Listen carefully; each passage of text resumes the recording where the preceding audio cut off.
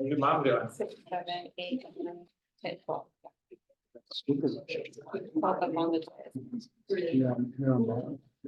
Yeah, they love.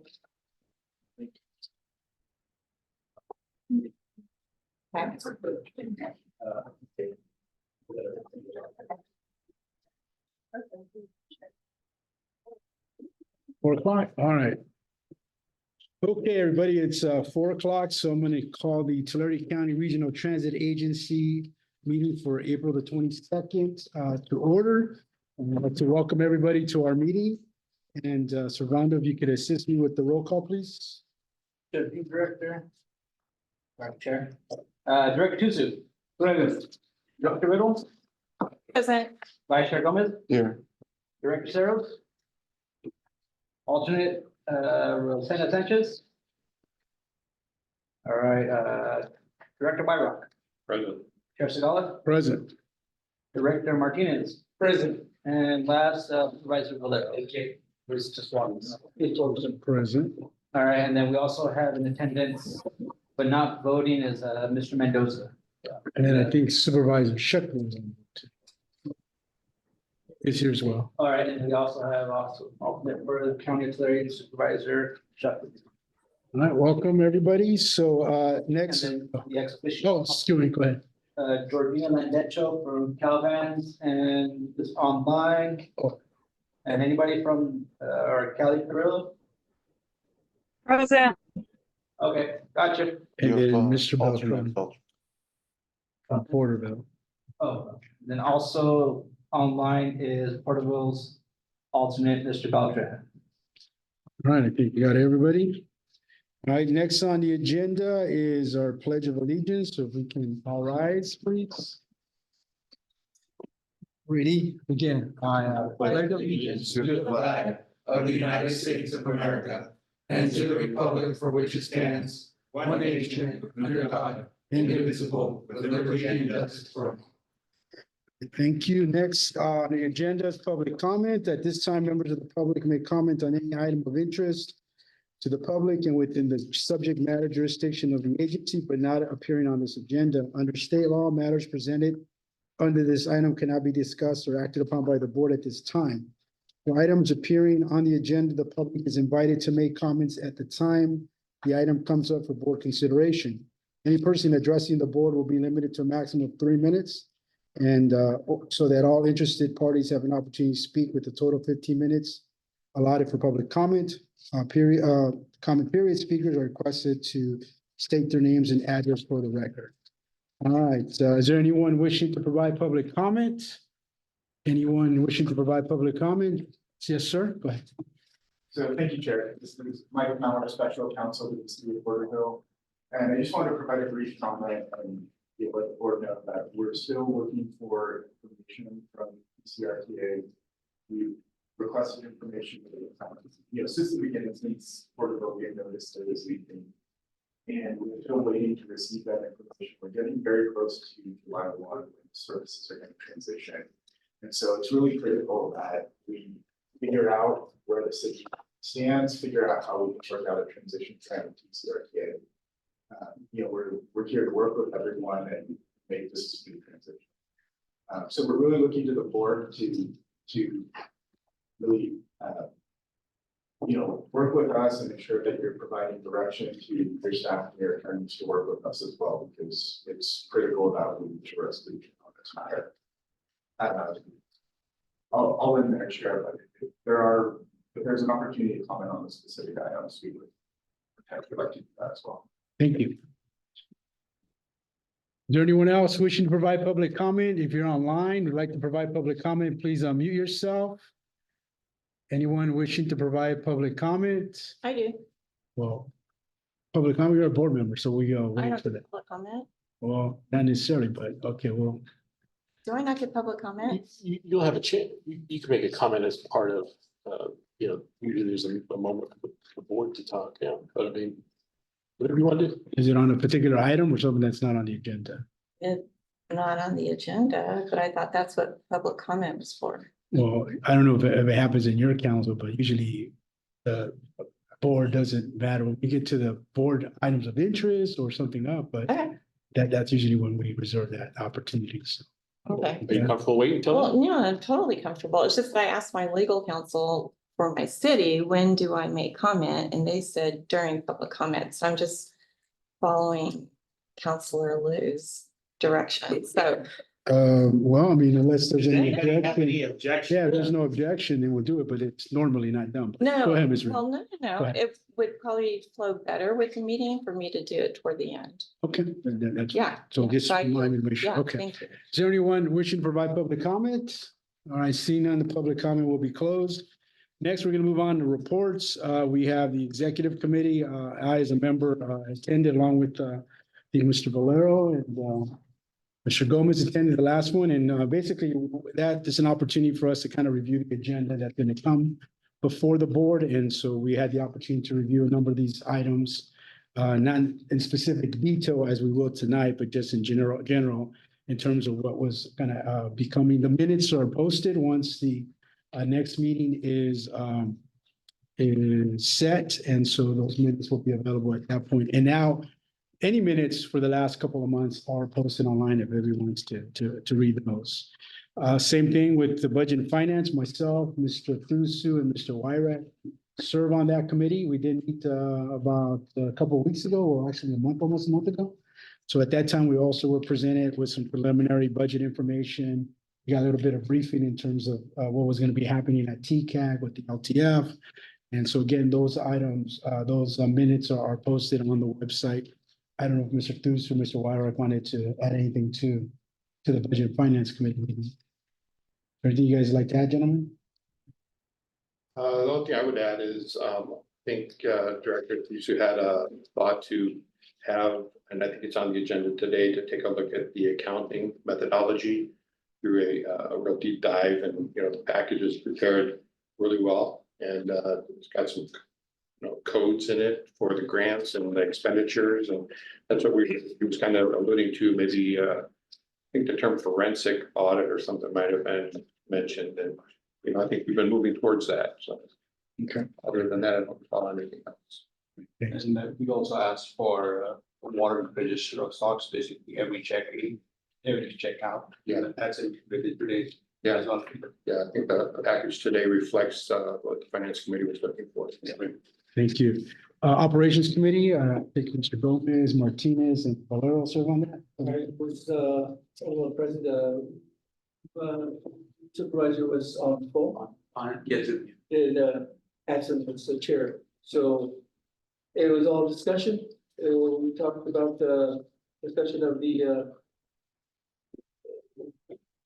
micro transit, and specifically where Dinuba, Woodland, and Lindsay. And staff was talking about the pros and the cons, what needed to be worked on, lessons learned. And, the city's different. Some of the numbers I didn't like is Woodland. Woodland is small and they can be addressed differently. So maybe we get those numbers up out there. We talked about the private service fiscal plans. The ceremony went great. I forget who was there. Okay. I did good. But anyway, from what I heard, it was great. And let's see, we talked about the bills. They brought to our attention that some of the bills, I guess it's the way the MOU works with the transit is after so much amount, it's done differently where we pay or we don't pay. If you can add to that, it would really be beneficial. Absolutely. Do you want me to sort of elaborate on that now, or we can, as we get into? Now would be great. Is you gonna do coming up? Yes, Then we'll- there is one of the charts here sort of elaborates on that billing. Then I'll leave it brief and I'll just say that the bills have been addressed and there's certain items that need to be, that's been corrected by staff. Right. And again, if anybody is interested in those minutes, they're online as well. Once the meeting. And Go ahead, Bryce. Roy, you want to say anything? No, only thing that I'll add is I want to go back to the Triad service deployment and really thank staff for a great event. I know I had a difficult time as I was going up. But at the same time, just in terms of the collaboration, in terms of the follow through, in terms of the commitment that TCRTA has made to the tribe and getting a service out there and really taking it to the city of Porterville. Again, there was a presentation to be had by the tribe council. Just being in the space of great collaboration was great nonetheless. And so thank you for your efforts on that. Yes, thank you. All right, if there's nothing else, then we're going to move on to the next section of the presentations. There are none scheduled. Next would be the consent calendar. Members, we have 2 items on the consent calendar. The approval of the minutes of March 18th and the monthly ridership summary. Is anyone wishing to remove any of those items from consent, or is there anyone in the public wishing to remove any of those items from consent? Anyone in the public? All right, seeing none, I'll take a motion to approve those 2 items. Moved by Mr. Martinez, second by, who was the second one? Mr. Valero? All right. All those in favor of adopting the consent calendar, signify by saying aye. Aye. Any opposed? Aye. Okay, 1, so we have, we'll have, 1, 2, 6 to 1 vote in favor of the minutes. Okay. All right, moving on to the action discussion items. First on the action discussion items is item number A. Action is to reapprove the board committee structure. This is an item that we're bringing back for Ms. Riddle, who had asked that it be reconsidered. And so this is an item in which a few months ago, we voted to establish these standing committees per our council's recommendation. We had worked with a couple ad hoc committees, but now we have standing committees. And so Ms. Riddle had asked that this be brought back, and in the staff report, you will see that there are 4 committees that have been established: the executive committee, budget and finance, operations committee, and then we also worked on developing a transit advisory committee. So Ms. Riddle? Yeah, thank you, Chair. So if you research board structures, mathematically, you're not supposed to have a board with 4 standing committees if you have less than 12 board members, and then it's actually 3 standing committees.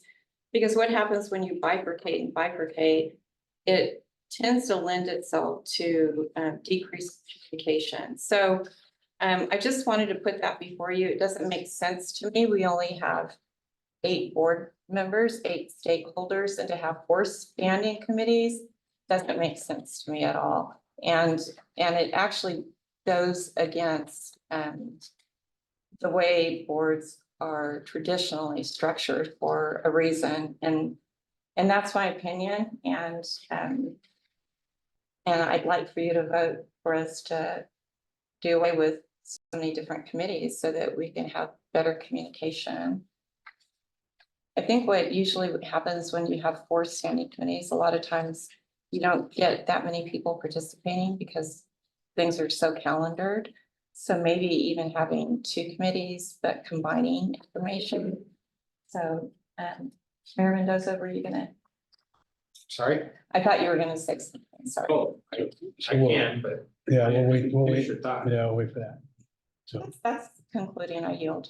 are there any other members wishing to provide any comment on this? Mr. Chair, if I may, I share Ms. Riddle's concerns for some very specific reasons. First and foremost, this agency is still in its infancy. Not only the agency itself, but I think the board members are still trying to come up to speed with regards to how the agency functions, its roles and responsibilities. And for the agency to take on multiple subcommittees, it lends to inefficiency. And quite frankly, I think because of the issues that we've had in the past, due in part to lack of communication, I think this is just going to make matters worse, because you never know who's going to show up for a subcommittee meeting. One comment that concerned me was your statement earlier when you mentioned that you, Supervisor Valero, and one other member decided on what was going to be on the agenda. And that to me scares the hell out of me when only 3 people are making the decision on what gets agendized. instead of leaving that up to the staff to do so in a non-controversial way, with, of course, the understanding that the board will take action on all matters and can choose to not entertain any matters that are addressed on the agenda. So that's probably the most important reason why I think that this board needs to vote no on this particular item.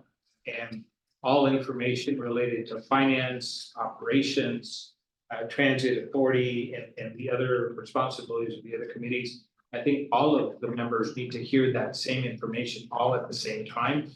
And not have it discussed behind closed doors, or even appear that it's being discussed behind closed doors by only a certain select group of members. So that's my argument No, to vote no on. I appreciate that. I just wanted to make exception that these are public meetings, so there is no closed door.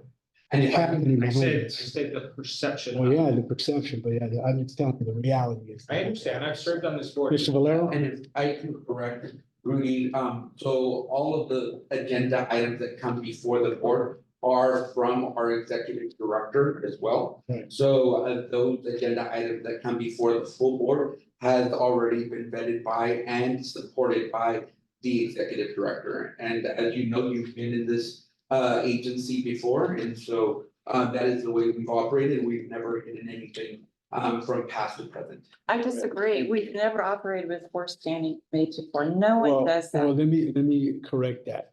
First of all, there's not four standing committees. You said four. There are four committees. Three of them are standing. Okay, An executive committee, like any organization, has executive committee, which is a chair, a vice chair, and a member at large.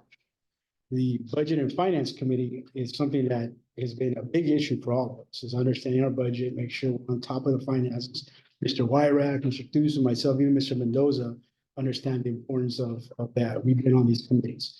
The third one is operations, basically anything that has to do with operations of our system, whether it's putting in bus stops, figuring out routes, figuring out buses, everything. And the fourth one is a transit advisory committee, which we were shared that would be helpful to have. It's a committee that all of us get to appoint. We won't serve on it. We get to appoint people from our community. However, Woodlake decides if they want to bring it before their council, or they want to give Mr. Martinez the leeway to find someone in the community to appoint. So that's not a standing committee of the agency. So we technically have two standing committees and an executive. I think do that. So without getting lost in the weeds in parliamentary rules or Robert Rules of Order, I think the bottom line is that this agency is still too young to start going in different directions with subcommittees.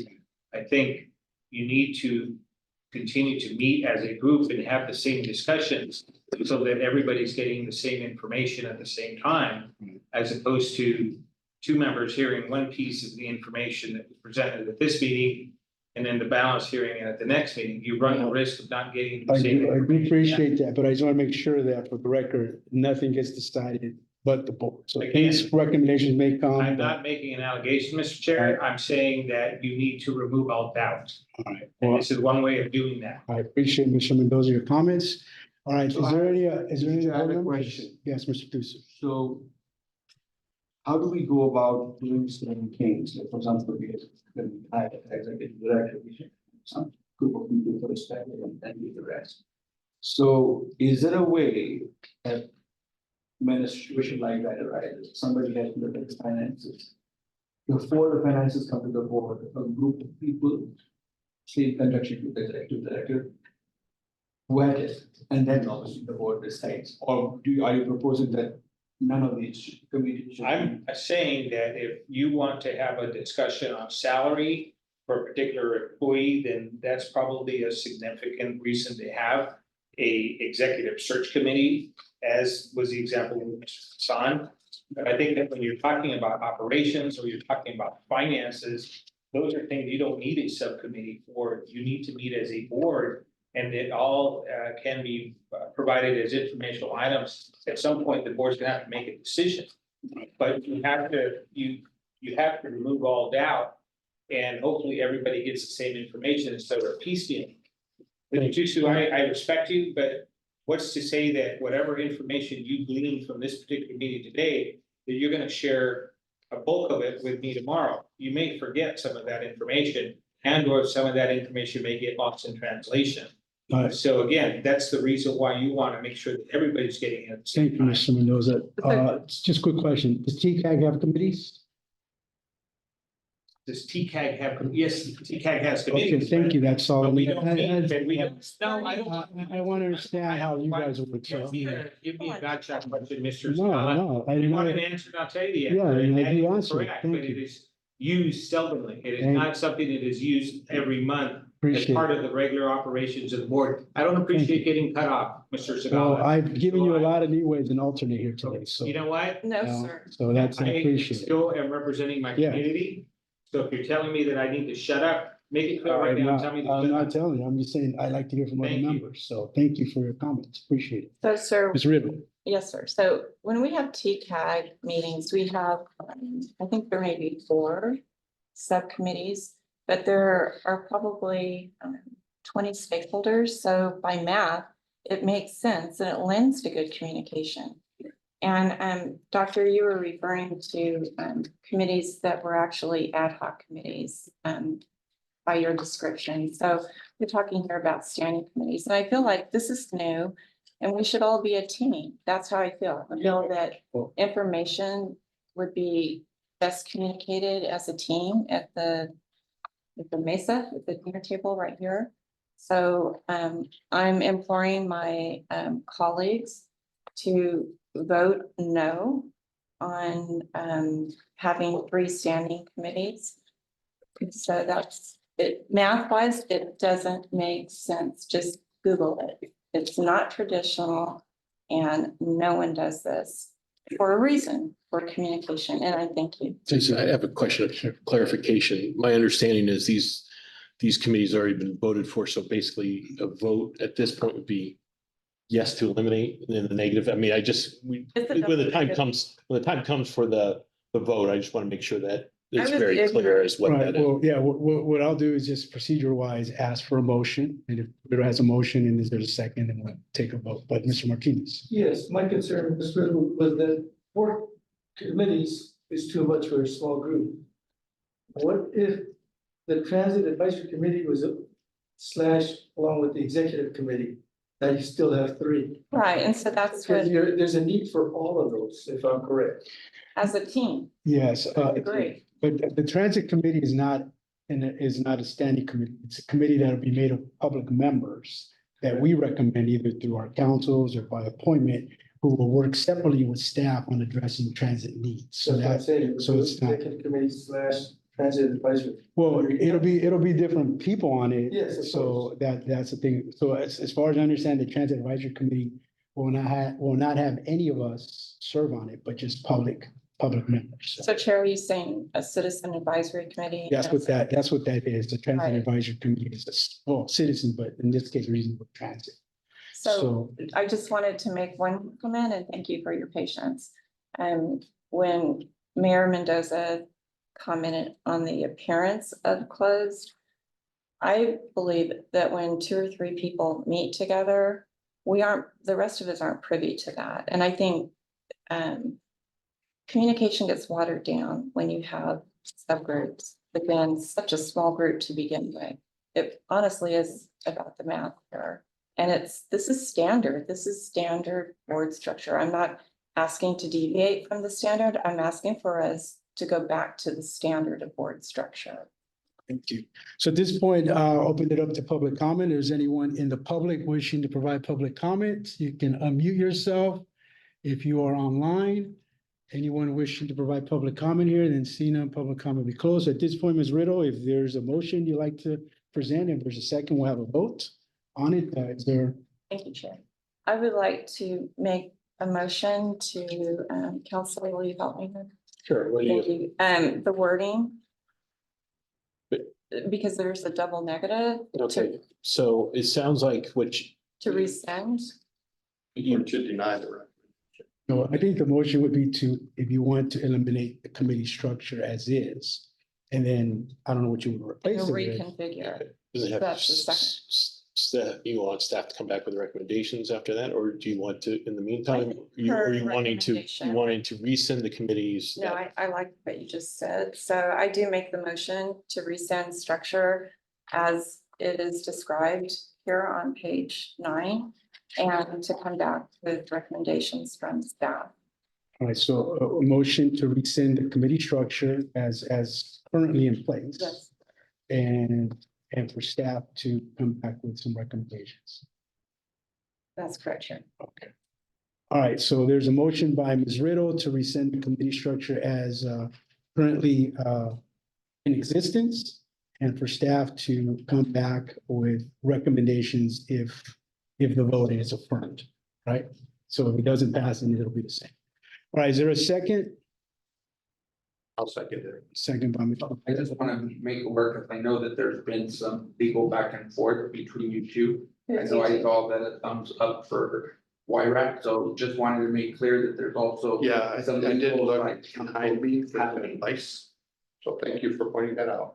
It's not cordial to do that when we're Okay. trying to discuss. And I will Different refrain from matters. turning around anymore at the meeting. Thank you for bringing that to my All attention. right, so we have a motion by Ms. Riddle and Can we have And- discussion? yeah, and then a second by Mr. Wyrack. Is there any discussion on the motion? I have something. So, you know, when these committees weren't made in a vacuum. We had already gone to staff and asked for their opinion. And this was the recommendation that was brought back to us. We all voted in the affirmative, at least that was my recollection, for forming these. Now we're a few months into it and we don't like it, so we're trying to get rid of it. You know, I think our time here is valuable. I don't want to see us having to go back and forth, rescinding things that we've done already, that we've already agreed to, just on a whim. I don't think it's right. I don't think it serves our purpose. You know, I'm missing an hour of work. I have counsel right after this. I'm not going to see my family till 10 o'clock tonight. And I don't think it's right that I have to sit here and rehash things that we've already decided. Holly, Thank you. I respect what you just got done saying, and I'm feeling you because this is hard for you. When you said staff had made this recommendation, that staff was Ms. Hafner. And in my ignorance, I voted for that. And so when I called her on the phone and we discussed it back and forth, this was her recommendation to me, and she understood where I was coming from. And so this was 3 months ago when she said that she would bring it, gave me the process of how to do this. Now we have Executive Director Hassan. So I did my research on it, and math-wise, it doesn't make sense. I understand your frustration, but sir, this is not on a whim. I went through a lot of research and went through a lot of phone calls after. So at this point, we're gonna take a vote. So if you could, Make sure everybody's had a chance to comment. That's. oh, any other comments? Then we'll take a vote. Okay, if you can do the, So we so got, you want me to reiterate the motion?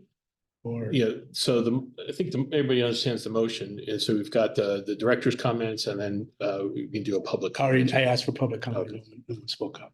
All right, so we'll do a roll call vote. So, first was Riddle. well, hang on for a second. So let me clarify. So Ms. Riddle and Mr. Wyrick are asking for a yes vote to rescind the committee structure as is, and I'm recommending a no vote. So we'll move forward. Okay. All right, The roll call. so first by Riddle, second by White Rock, so we'll start with Director Tusu. No.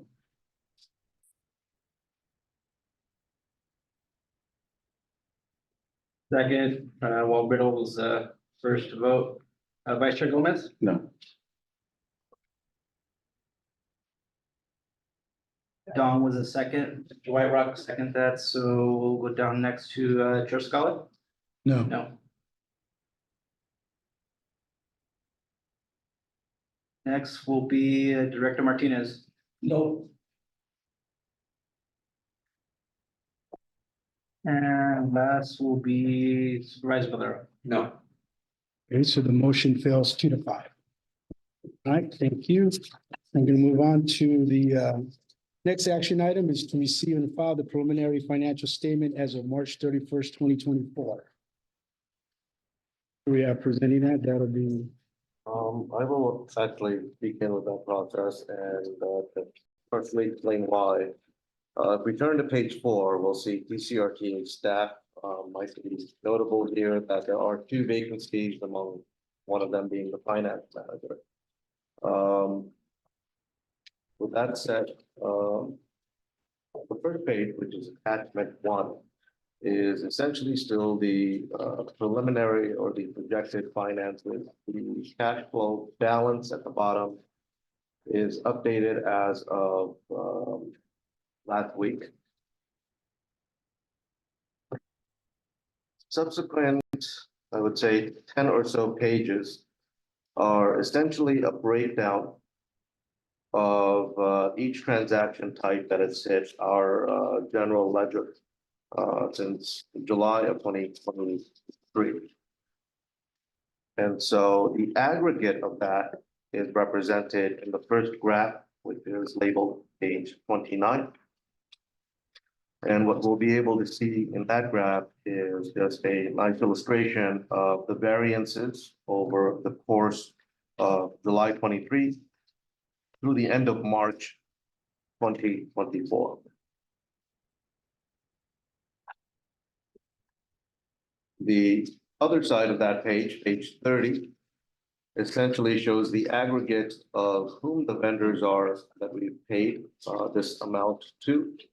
I purposefully had asked Melissa to take out TransDev out of this so that we could see the graph play out with all vendors with the exception of TransDev, TransDev being the largest contracting operator that we have.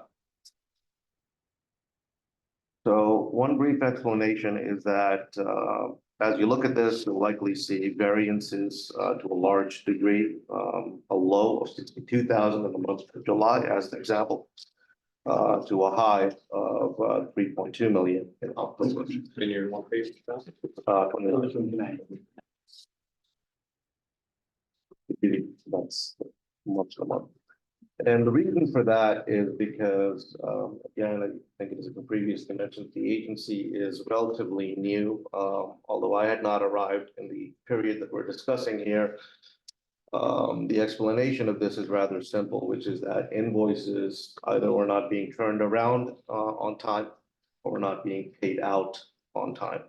Obviously, our goal heading into the latter end of 2024 and fiscal year 24-25 is to make sure that we're not seeing these types of peaks and valleys in our finances. So I'll pause there and happy to answer any questions in relation to the aggregate for the last 8 months. So there are any questions from board members on the information, Mr. Cruz? If you were to do a predictive analysis and do you see this monthly projectile stabilizing in the near future? Correct. What I would hope to see is roughly around 1.4 to 1.5 million dollars, averaging out on a month-to-month basis, where the net total is about 14 to 16 million at the end of the year. And is there a time when, for example, we are giving out 3.2 billion that's lying in our bank, and at a given time, do our bank balances reflect any investment somewhere anywhere? They do reflect interest. If we go back to the first page, I think what you'll see under the loan amount is the interest earned in 22-23. And while we don't update this on a next 30 or next 60 basis, that gives you a glance of exactly what the accrued interest is. This would be the first page. Right up to the Reporting, in many times have paid in bulk, have you been behind at least 90 days and you have paid an extra fee or a fine for being behind 60-90 days?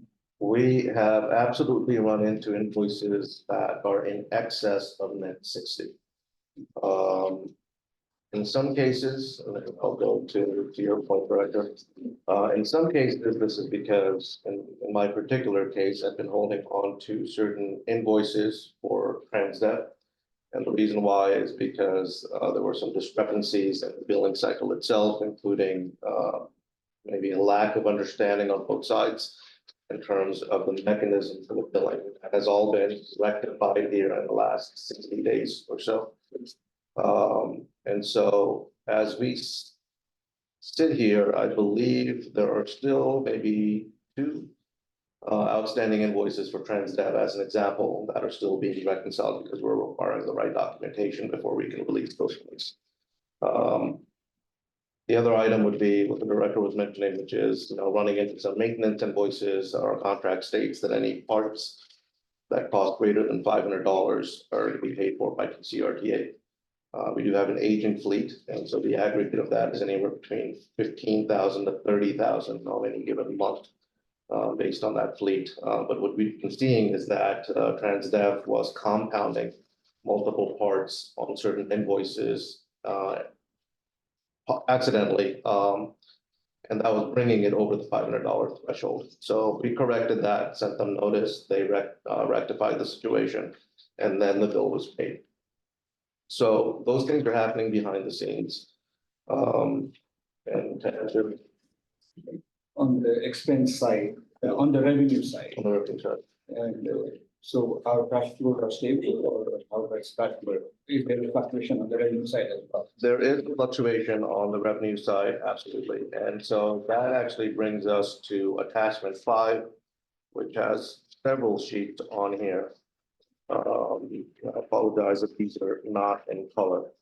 But the long and short of attachment 5 is that this is the nuts and bolts of how the LTF allocation was calculated and how the distribution of money works between streets and roads, what goes to transportation, and what is our effort in trying to build a reserve fund. Most of this was passed at TCAG, not this Monday, but the prior Monday, with the exception of the allocation for the city of Porterville, which was paused. The net residual value on an annualized basis, for which is at the bottom of page 33, which is about 4.386 million. So to answer your question, sort of a long-about way, just as invoices are in excess of net 60 or net 90, so too do we find that there are peaks and valleys in how we're getting our revenue. And the reason for that is multifold. One is that the way the process is set up right now is that TCAG up until or year to date thus far releases money twice a year or twice a fiscal year. So in some cases, we might be front-loaded that money that we're drawing down from. In other cases, we might be in a situation where we're waiting for that money to come in and the invoices are sort of racking up. In conversations with TCAG, they seem amenable to changing that structure. State law does not prohibit them from changing that structure. And the goal would be that the release of those funds is on a more frequent basis than twice a year, as is done by many MPOs across the state of California. So I would say we have the same story or the same narrative, whether it's on the expense side or whether it's on the revenue side. The goal in both those cases is to ensure that we have a level of predictability. We understand what the variance is in the amount of money that's inflowing and outflowing on a monthly basis. So Mr. Chair, one last question. So based on this fluctuation year after year, we have a tradition of falling short sometime in September. What does September of 2024 look like? September of 2024 should look a little better. Again, once we reconcile sort of the $4.3 million that I was alluding to here. And the reason why is because if you look at the first sheet, which is 3031, you'll see a line item here, and I apologize, the font's a little low, but it should say something to the effect of reserve. LTF carry forward reserve, STA carry forward reserve.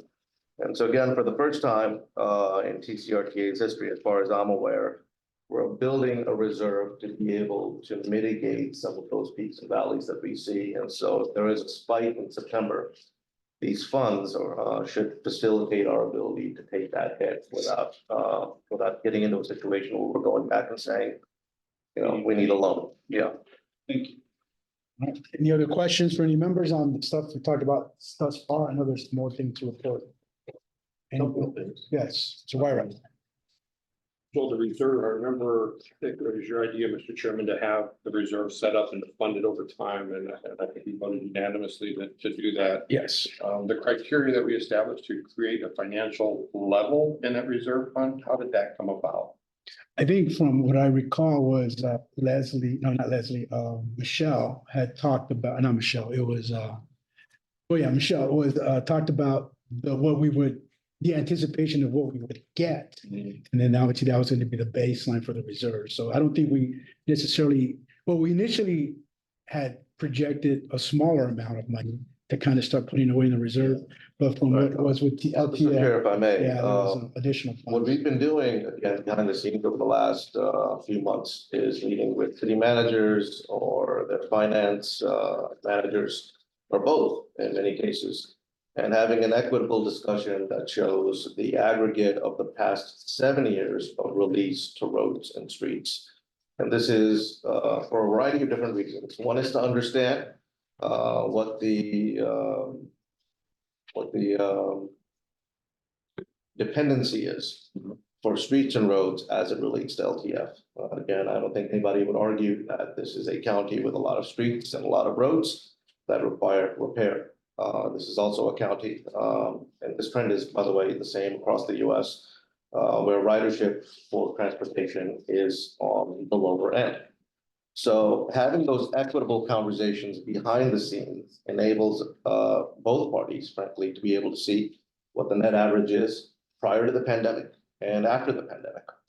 Having looked at that number and having understood exactly what cities were budgeting for, we then came up with a formula that adequately enabled those cities to be funded for streets and roads, while also being able to build a reserve for transportation, paying transportation specific expenses.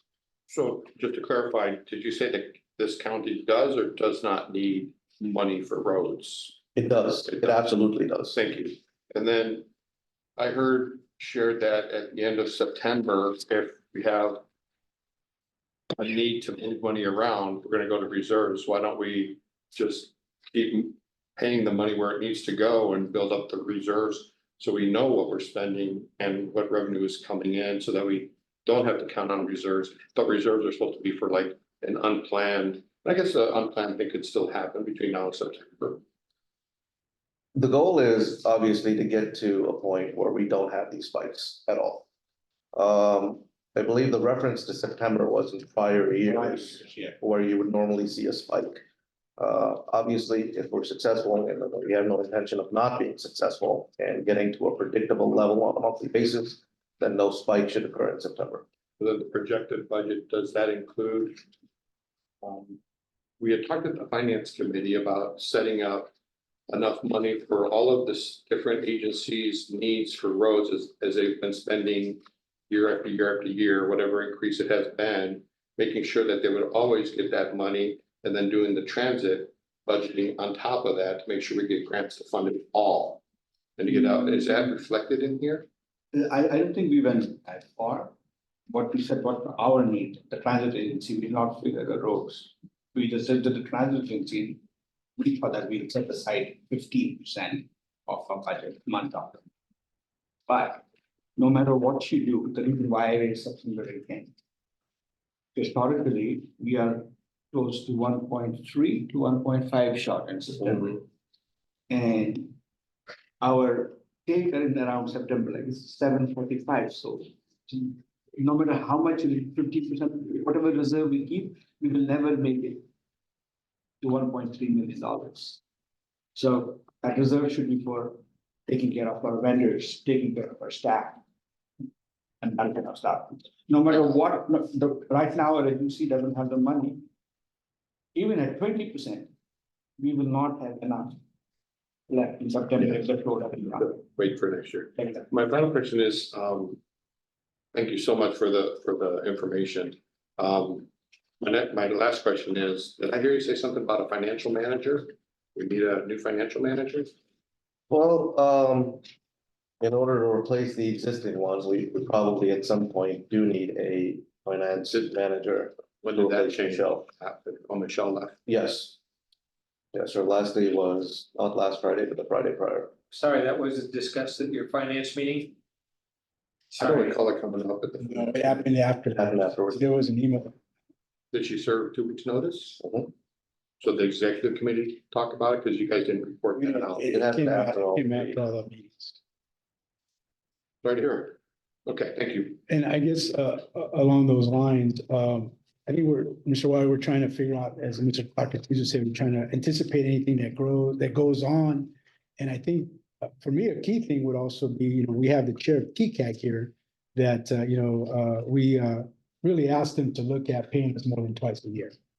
Because I think if they were to look, even at every quarter, it definitely would make a difference on some of those payments, And so I think that's something we definitely will work on to let them know that, being paid twice a year or having the allocation twice a year, may have to change. So is there any other questions from any other board members?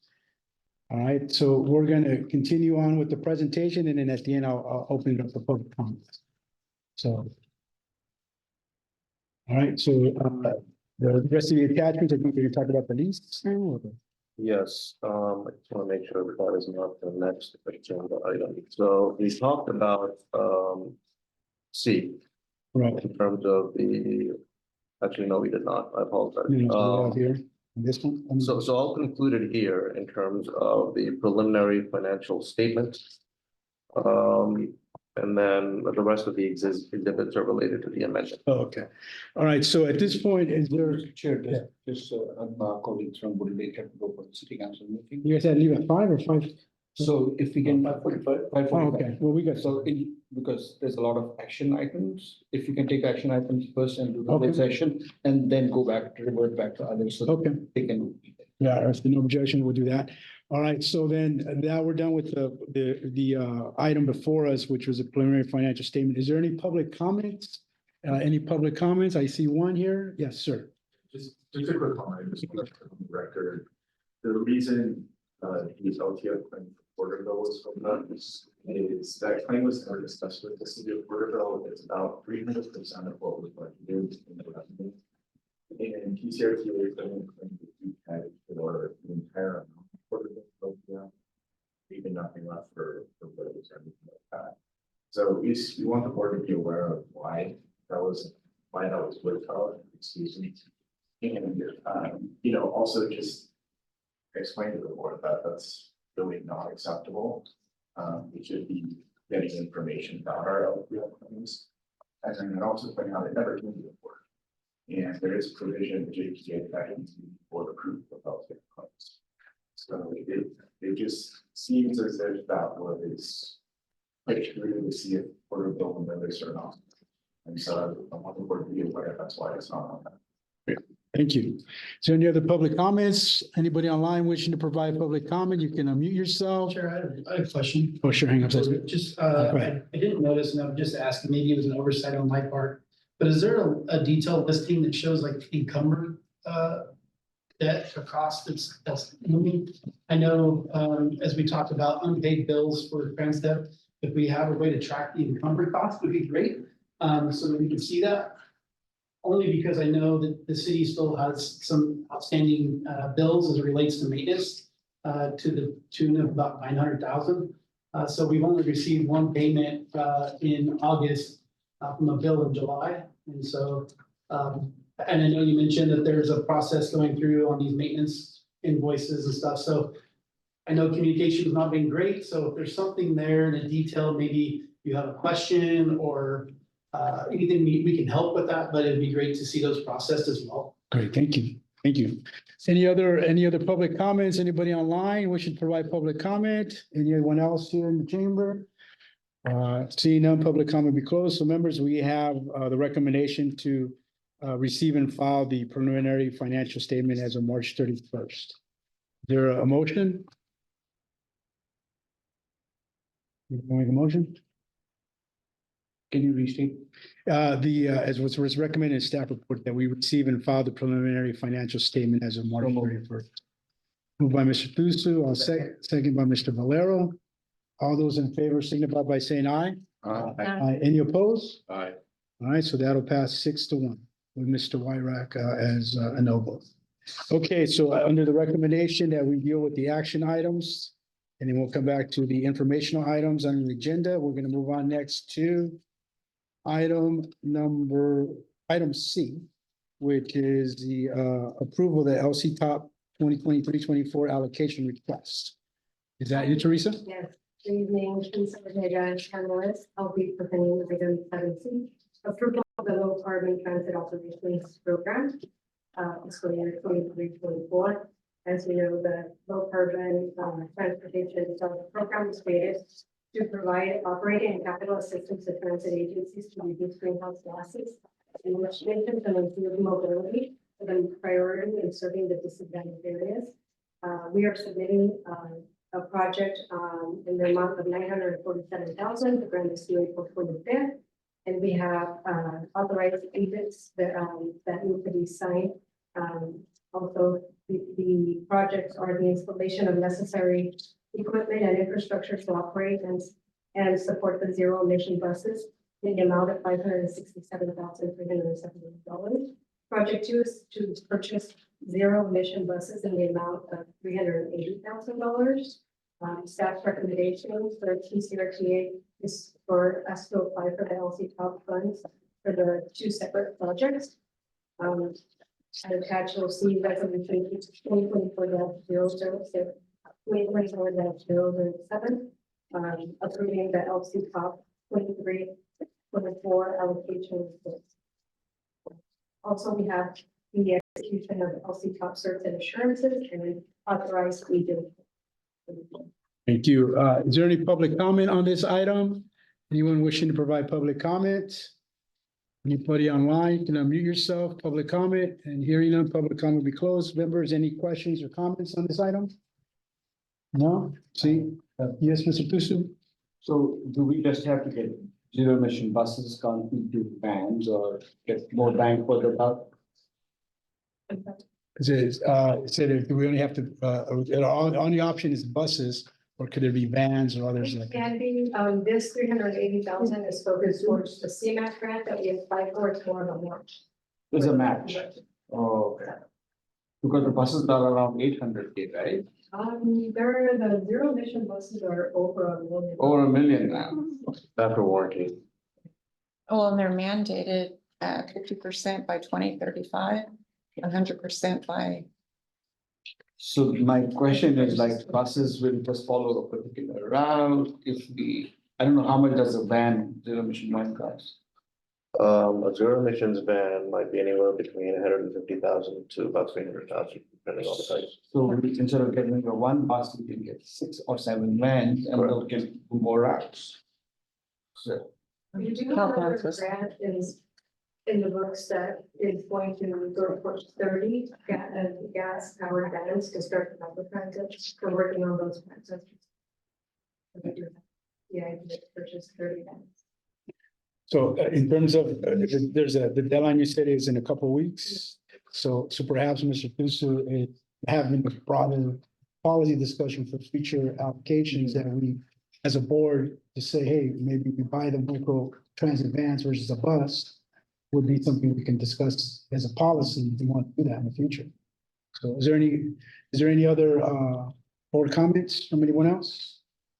All right, if none seen, then I'll entertain a motion to approve the recommendation as stated in the staff report under the three items there. Approve the resolutions, execute the certification assurances, and authorize the authorized agent. Is there a motion? Moved by Dr. Tusu, second. Second by Mr. Valero. All those in favor signify by saying aye. Any opposed? Okay, so we have a 6-1 with Mr. Wyrack as opposing. All right, moving on to the next action item that we have before us. Is the adoption of a resolution approving amendment number 3 to the 2023-24 budget and capital improvement program. Thank you. I'll take this one as well. So item D lists out exactly what we're looking to amend. Essentially, the breakdown is twofold, possibly threefold. One is a request to process the invoice to the tune of $50,000 to the city of Woodlake. The other is costs related to the construction of the facility next door.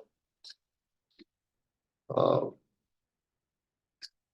thing I will mention is that in order to mitigate the construction costs, we did a projection of how long the two positions that we no longer have need to be carried. It's roughly 4 to 6 months.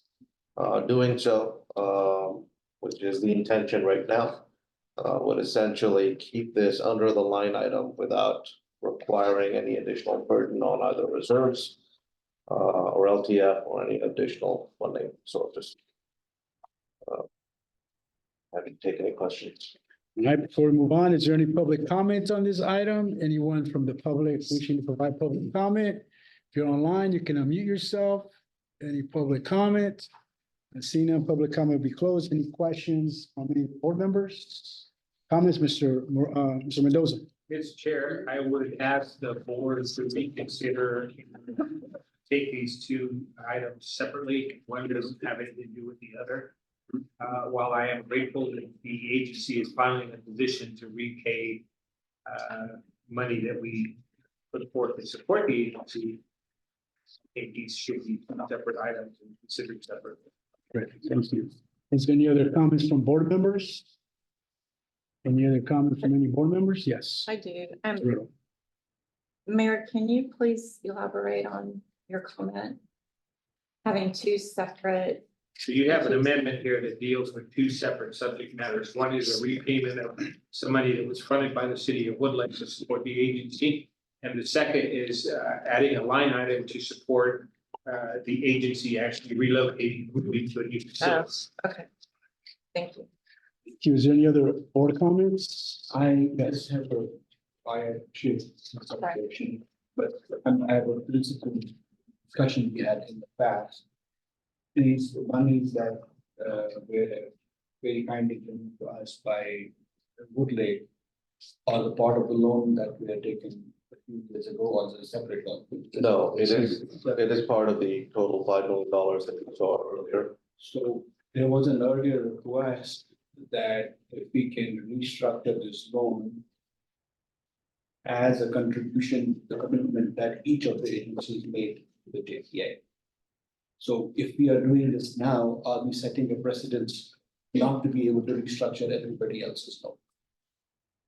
My understanding on the conversations that I've had is that not every member agency looks at those contributions in the same way. After extensive discussions with the city of Woodlake, my understanding was that the city of Woodlake does not look at that contribution in the same regard. Since it is a smaller city, and I've often mentioned that my focus of attention is making sure that smaller cities are not disproportionately affected by virtue of this JPA. Me too, I agree. I'm just looking at the principal stand. But I do not believe that making this decision would somehow impact subsequent decisions that might be different by other member agencies. You know, you're asking what my opinion will be on how each agency is going to react, and that's going to be up to each agency and their own direction and how they do it. It's just the important thing here is that everybody's open and transparent in saying that this is how we're treating Woodlake here in this resolution. And so just everybody understands that. And I think it doesn't preclude anybody from going back. Definitely my intention to have my city. So the onus is on the, Yeah. onus is not on the JPA, but on the agency, how you want to deal with it. Right, and obviously we serve as council members, you're in Dinuba, I'm in Farmersville and so forth, and Larry, so I've had a preliminary discussion with my city manager about it, he's open to it, and just a matter of it coming to council.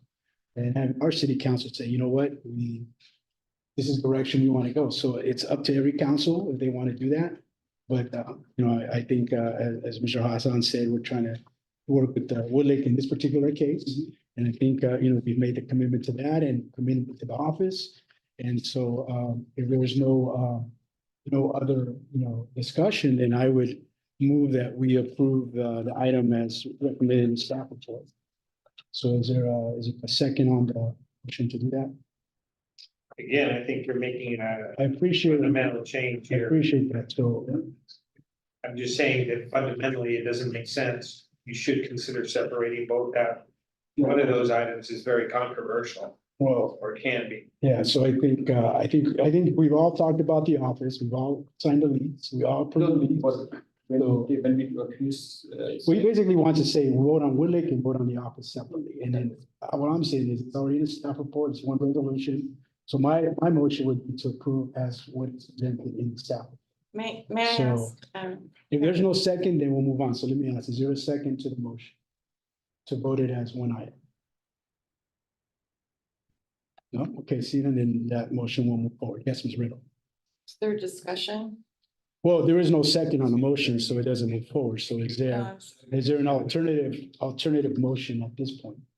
Mr. Martinez? I would like to go with what Mayor Mendoza said, put it as two options in there, two items. Okay, so first we'll vote on one and then the separate. Okay, so that's, So essentially, what we're gonna end up doing is breaking this down from one sorted to three and because the idea is we have to pass a resolution to amend the budget. And how that's gonna be amended is gonna be determined on how these two. So one is you have to break it down to, is there gonna be repayment towards Wood Lake?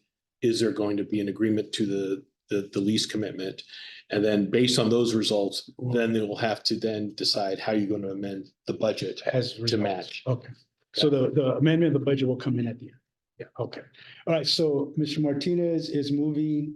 I think the better way to do so, Mr. Martinez, is if you want to make the motion on Wood Lake specifically, and if there's a second, then we'll vote on that, and then there's a motion on the second item, then we'll vote on that. So, yeah, so if you want to move the repayment of a resolution in the repayment of Wood Lake, that be your motion. So we said, just like you said, it would be a resolution for Wood Lake alone. Right, so in the repayment of that, so Mr. Martinez moves 50 for Wood Lake. Mr. Valero seconds that. All right, any other discussion on that? I see none. Are there all those in favor signify by saying aye on the motion? Aye. Any opposed? All right, then that will carry 7-0. The second item then is to a resolution. Yes. The first was Martinez, the second was Valero. Mr. Valero, yes, and then it passed 7-0. That's resolution 2319. Yes, and I guess what we'd have to make the next one on 23. I make a motion for approval of 23. 15? Okay, And I'll second that. all right, so Mr. Thusu, and just to be clear, this is for the second item regarding the office, correct?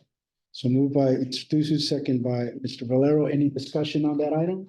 Yes, Mr. Chair. The only concern that I would have if I were a voting member is if this agency is still too young.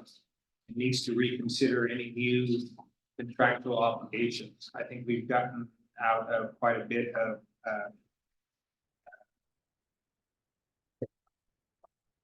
dark muddy waters that we were in several months ago.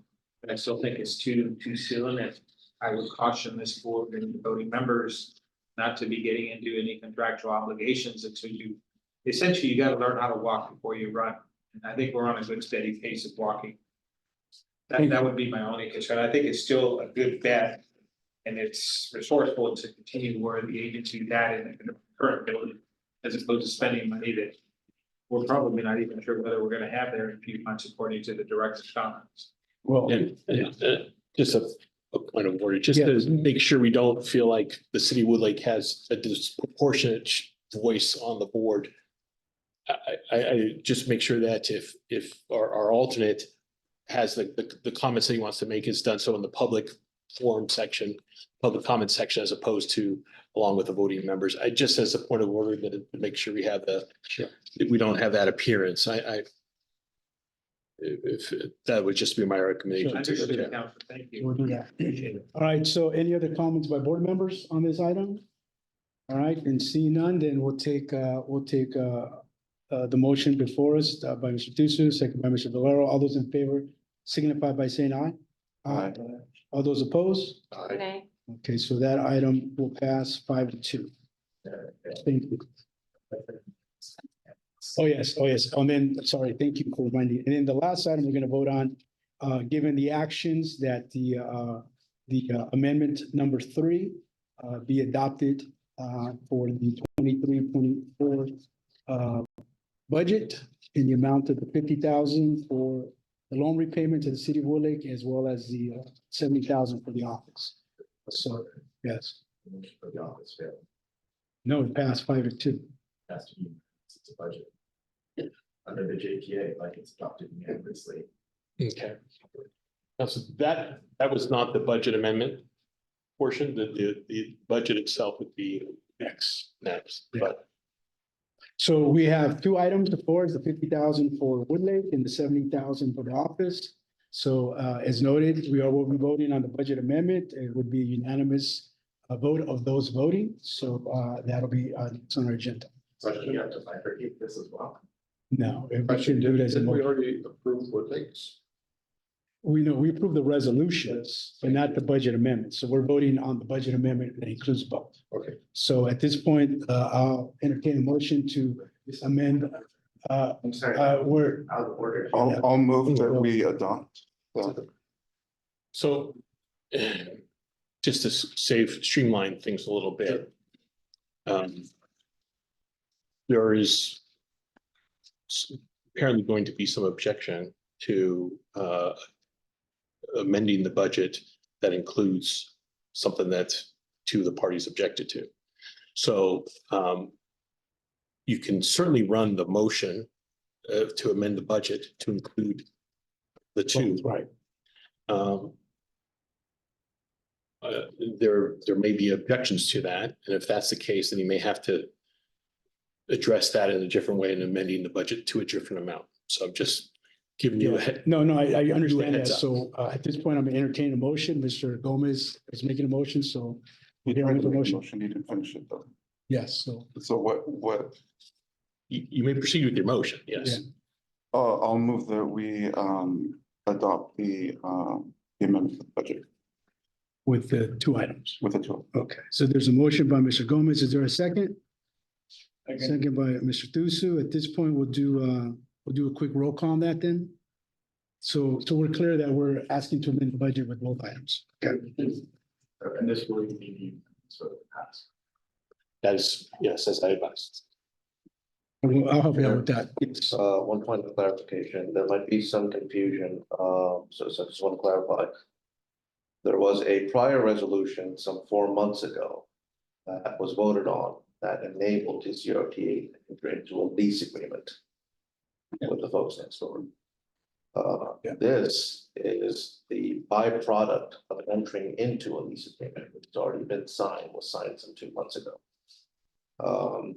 So this is not about whether or not we would enter into a lease agreement. We're already contractually obligated by virtue of already entering into lease agreement. Let me ask a question. What if it doesn't pass? Then where does that put TCRTA? Unsure. I'm sorry. Unsure. Yeah, very likely, and if the money is not allocated for that, the lease, then there's a breach. If it's already been signed, then there's potential liability for a breach, and we'll have to figure out how to address that. Yeah, I mean, we made the vote. We had it on the agenda a couple months ago and the board voted on it. I'm not sure what the vote was, but. No, I do recall things have certainly changed. So, Money.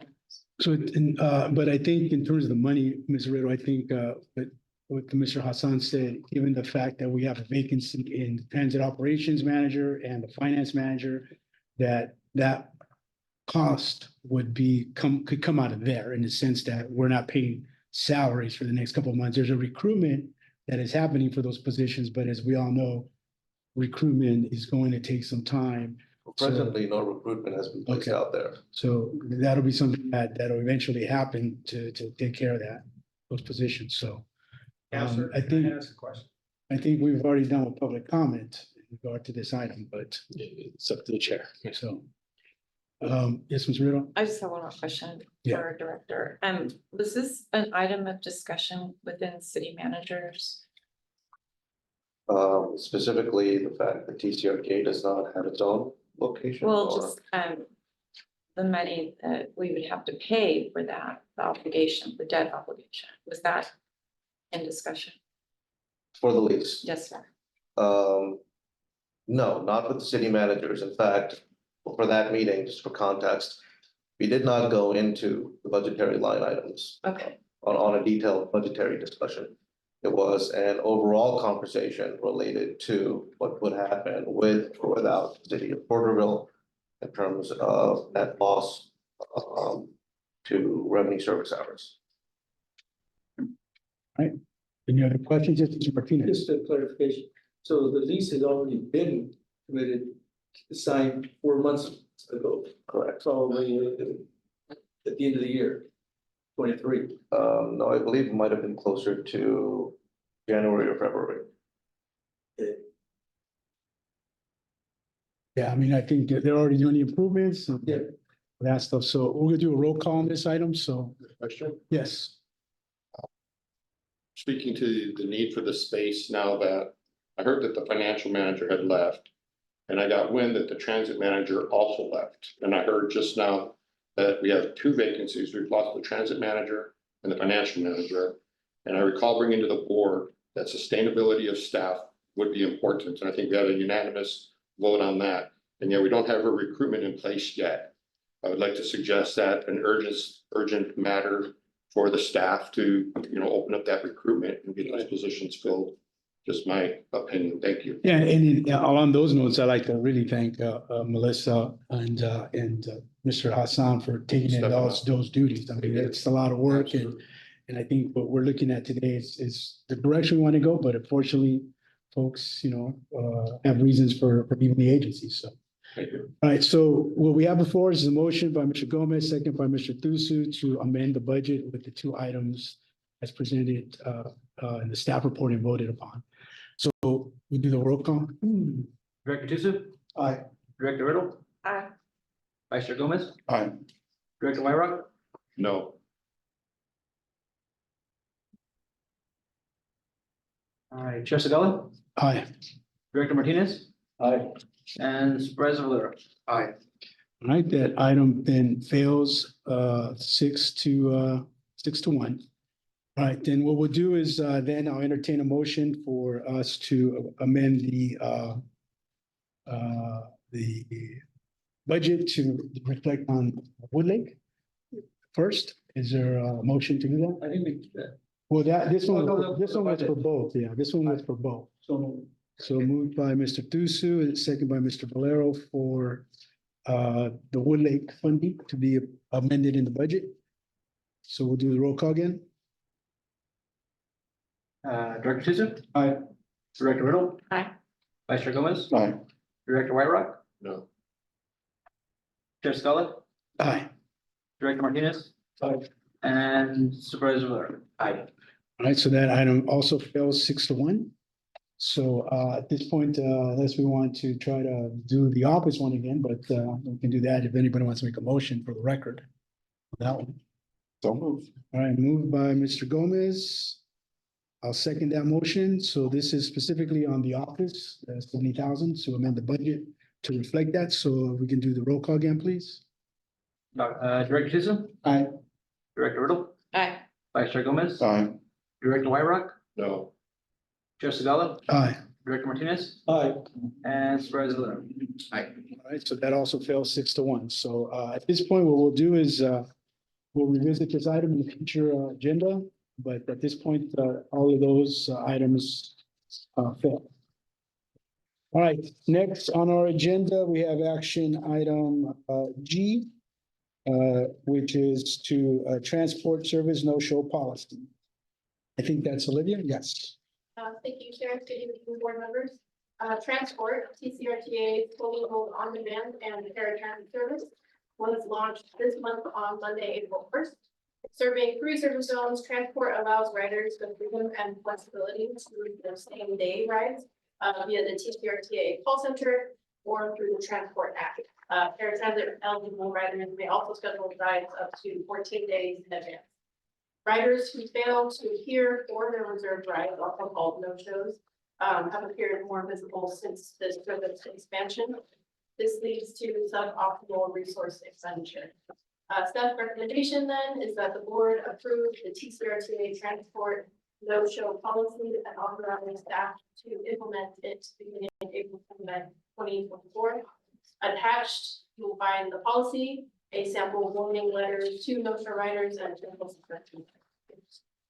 Right, is there any public comment on this item? Anyone wishing to provide public comment? If you're online, please unmute yourself.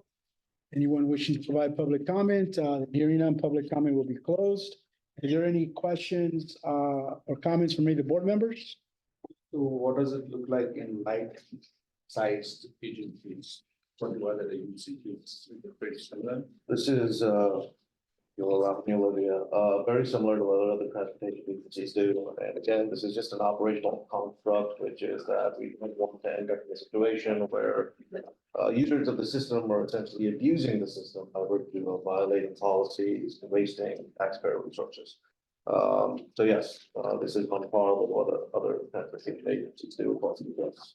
And how does it work? So we have the bank ones with the credit card. How about we go to the unbanked and the cash guys, even though they have an app? Is there a guarantee of getting caught? Well, no, so Olivia, maybe you want to elaborate on the eligibility process and what this actually does on the back end, like elaborate on the finances. Yes, so the no-show policy, I'm sorry, can you repeat your question? So it's on an app, that's how the money comes, but there are many people who are unbanked. They don't have credit cards, they don't have debit cards, so we have a cash system or something like that. How do we capture these 10% from them? So the no-show policy, we don't, so. The 10%, so we do have some people who use cash, that is their default payment method, and if they do select that, then it is requested upon service. They're not giving credit and then not handing cash at the end of the service. This is more specifically for people who are maybe using cards that decline at the end, or this is specifically for a no-show. So they're ordering a ride and then they're not appearing for the ride at all. And this is just to remove that. In the no-show, they have a card to back up, right? No. They may use a credit card fee to book their rides, correct? In which case, what ends up happening is we'll refund them the amount. At a later date, after if this policy is approved, at a later date, we do want to come back and have a financial conversation that says that there may be a penalty for doing a no-show, which is you've already ordered the Uber, if you will, or the Lyft. They showed up to your house, you just didn't come out. Well, like any other entity, you would want to charge a nominal fee for having that driver pull up to your door, but you being a no-show. That's not this policy right now. That's going to come a little later. What this does right now is essentially creates a policy mechanism by which we can engage the public and say that, if you're on the eligibility list, then this is a violation of the policy. There might be subsequent consequences. So how much interchange fees does our app charge us? The exchange fee is probably about 3 to 3.5%. So there's still a 7% Correct. delta there. Yes. Right, any other questions on this comment, on this item or comments? All right, then hearing none, then I'll entertain a motion to approve the transport service no-show policy as presented. The motion? Mr. Valeros and Thusu seconds. All those in favor signify by saying aye. Aye. All those opposed? Aye. All right, then that passes 6-1 with Mr. Wyrick as a no. All right, members? Chair, Yes. we do an action item that we considered a moment ago with the payment of $50,000 for Wood Lake. I'd like to entertain a motion to reconsider that action. All right, so as far as I understand, it'd be someone that voted in the affirmative It to has, reconsider. the point of order that has to be taken up by somebody that voted in favor of it. Someone that voted in favor, we have to make that motion. So I'll make a motion to go back to the agenda item to approve the $50,000.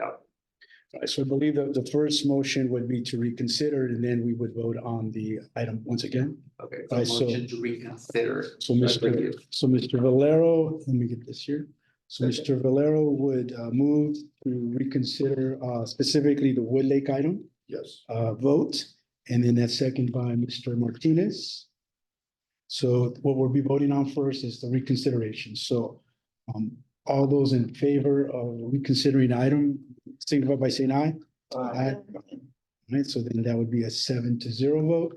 So then now I think if there's a motion to specifically vote on the Wood Lake one, then I think that would be in order now. Let's be specific. Oh, can. Yeah, so the resolution number, I think it was 2024 not 8. It was 19, so 22/04/19, right? All right, so then that would be, if anybody wants to make that motion. This is to repay the $50,000. Yes. Wood Lake invoice. So Mr. Martinez moves, is there a second? Second by Mr. Valero. All right, so all those in favor signify by saying aye. Aye. All those opposed? Seeing none, then that'll pass 7-0. Okay. All right, so that item will move forward. Next on our agenda, as recommended or asked, is we're gonna move into closed session. So at this point, we will move into the back room for closed session. So if our legal counsel can share with us what the item. And I'll introduce Mr. Ron Statler, who's outside counsel for. Okay. All right, so then, well, just for the record, we are gonna adjourn to closed session to deal with anticipated litigation according to section 54956.9 D2. So we will move into the room next door for the building, and we will be back to finish the balance of the agenda. A little bit is quite silent. Yeah. Got it. No, you got it. Yeah.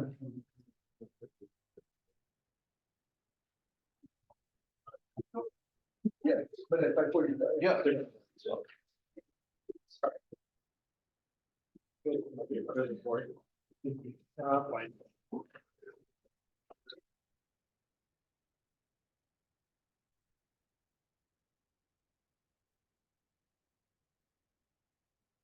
Offer you guys a copy of Starbucks over there. This might be a 2-minute session again. Oh, right. Jay. Yeah. Get you guys some water. Thank you.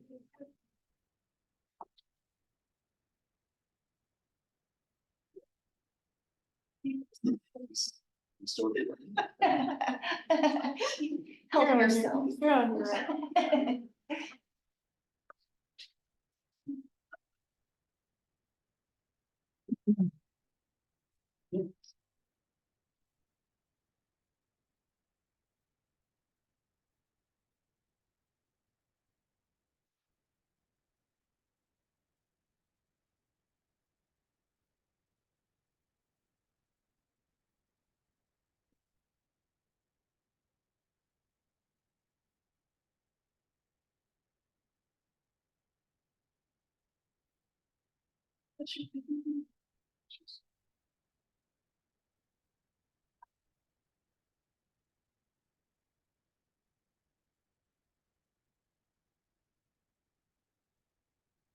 My favorite.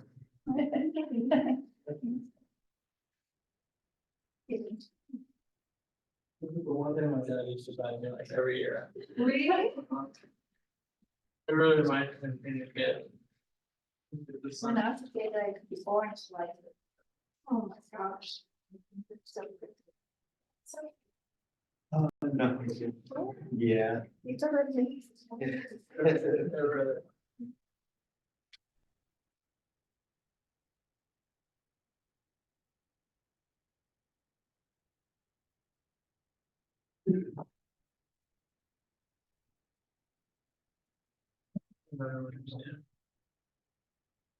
I've ever seen what we, Excuse me?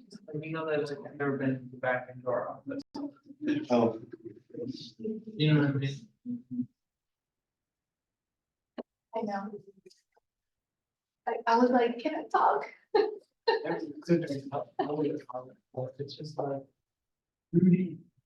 Like, okay, you said you need to learn how to, okay, we should stop walking. So now you put us in a jail cell. Yeah. And Put walls up and now we're gonna have to sit and do nothing. Because now we have nowhere to go. Yeah, we don't.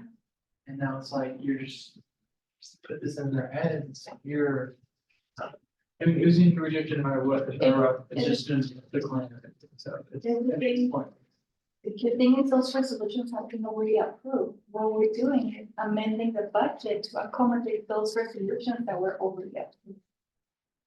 It's like, so now, change. So now what we're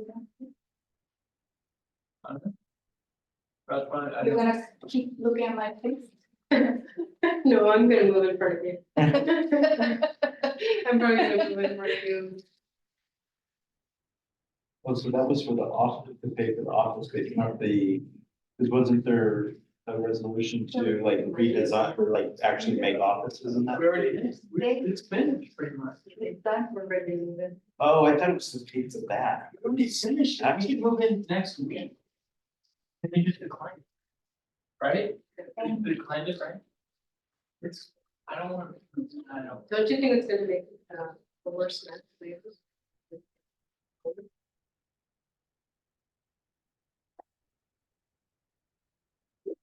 I wanna talk, I didn't know.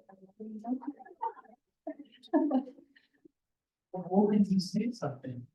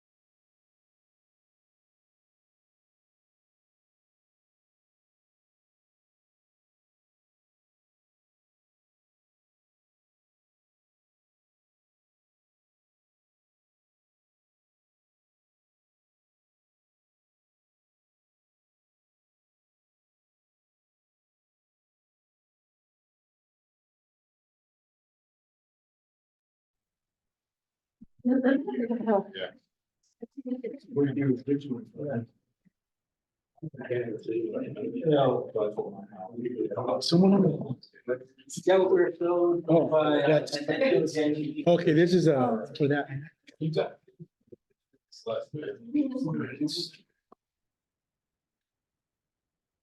Wait for Mr. Cruz. That's pretty. You want it more to the circle? Oh.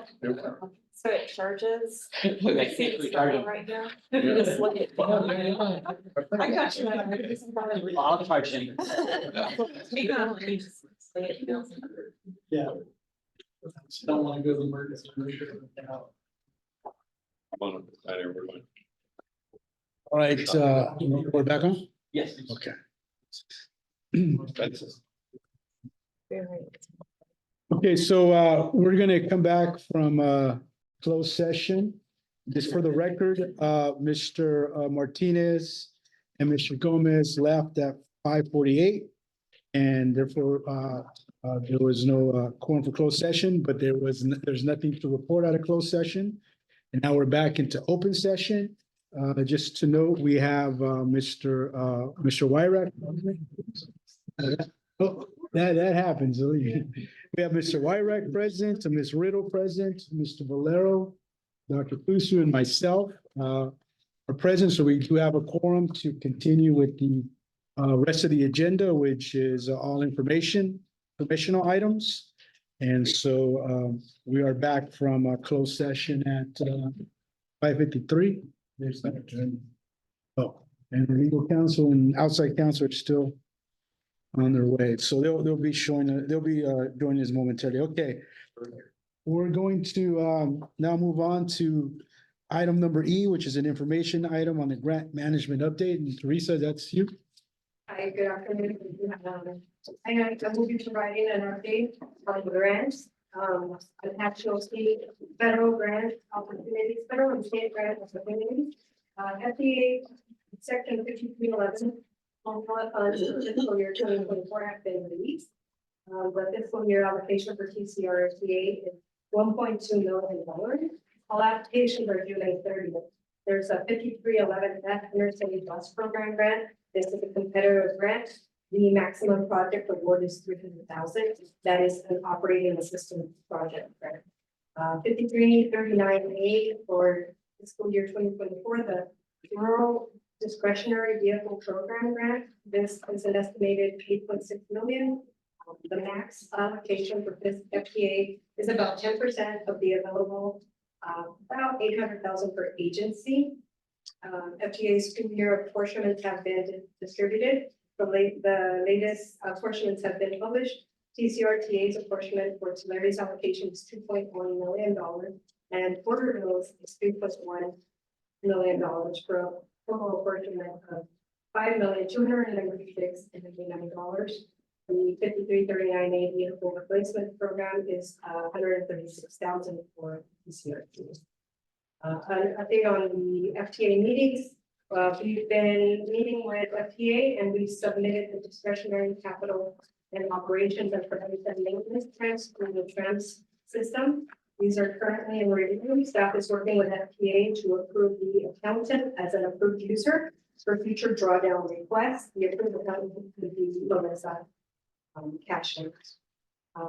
We are also applying for funding of unallocated grants for the Tule River Indian Tribe. That is in the amount of $25,482. That was done and submitted to FTA. In April, we had drawdowns of the 2 ARPA grants, one in the amount of $988,500. And also we had a partial drawdown round for 5339 grant, $494,000. We suspect we will be dispersing more grants in May. The grants would be preventive maintenance, $150,000. Section 5311 preventive maintenance, $597,000. And we closed out 2 grants. They were ARPA grants, $739,000 and $988,000. The tax worksheet details out the grants. The green shading signifies that we expect to draw down those funds in fiscal year, by the end of fiscal year 2024. The blue signifies that we expect we will draw those down by 2025.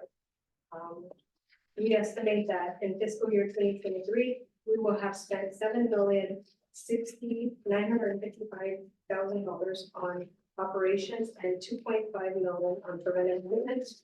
For fiscal year 24-25, we will anticipate to spend $6.6 million on operations and $1.86 on preventive maintenance. Thank you. All right, is there any public comment on this item? Any public comment? Anybody online wishing to provide public comment? Can unmute yourself?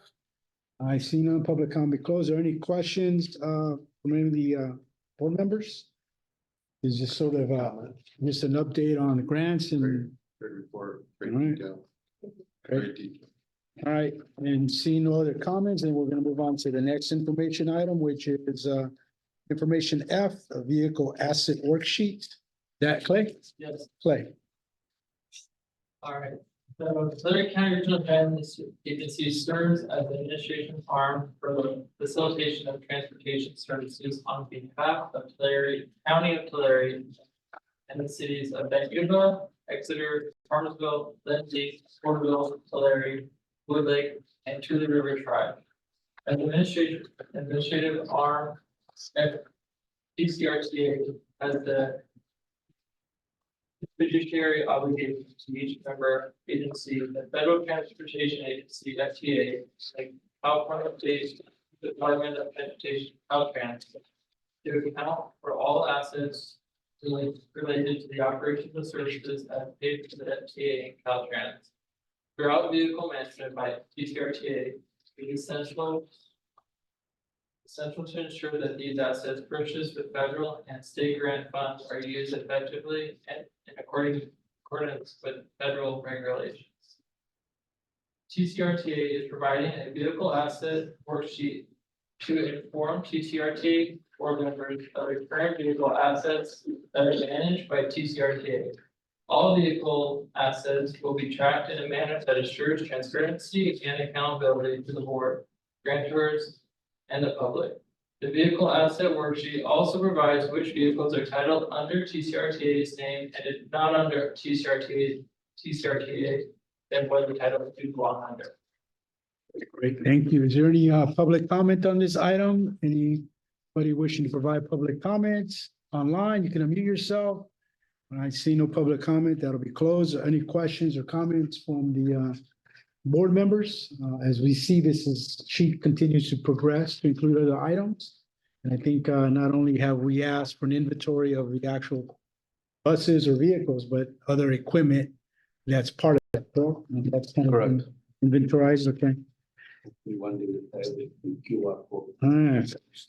All right, so hopefully that'll be easier. Okay, if there are no other comments, then thank you for the presentation. Next on the agenda, another informational item is the microtransit pilot update. And would that be Jenny? Is she on? Yeah. Oh, okay, Olivia and Jenny, okay.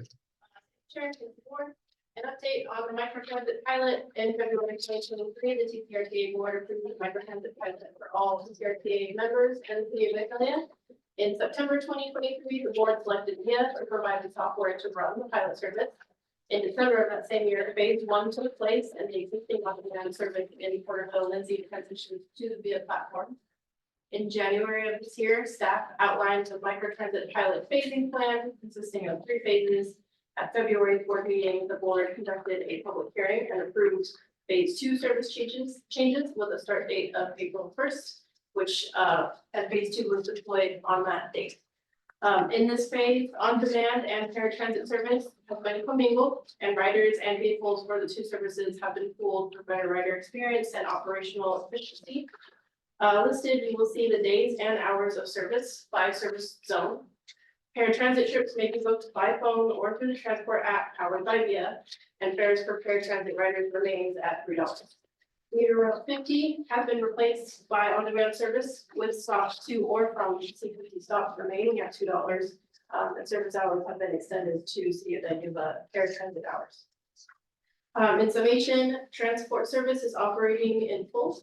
Service zones are fully staffed and vehicle equipped and personnel to continue to communicate all ride options to service area riders. A full ridership report will be included in the May board agenda. And I'll pass it off here to Jenny to report on phase 3 service plans. Thank you. Thank you, and good evening, everyone. So as we've discussed before, phase 3, excuse me, includes the expansion of microtransit to the areas of Tulare, Visalia, Exeter, Farmersville, Goshen, and Ivanhoe.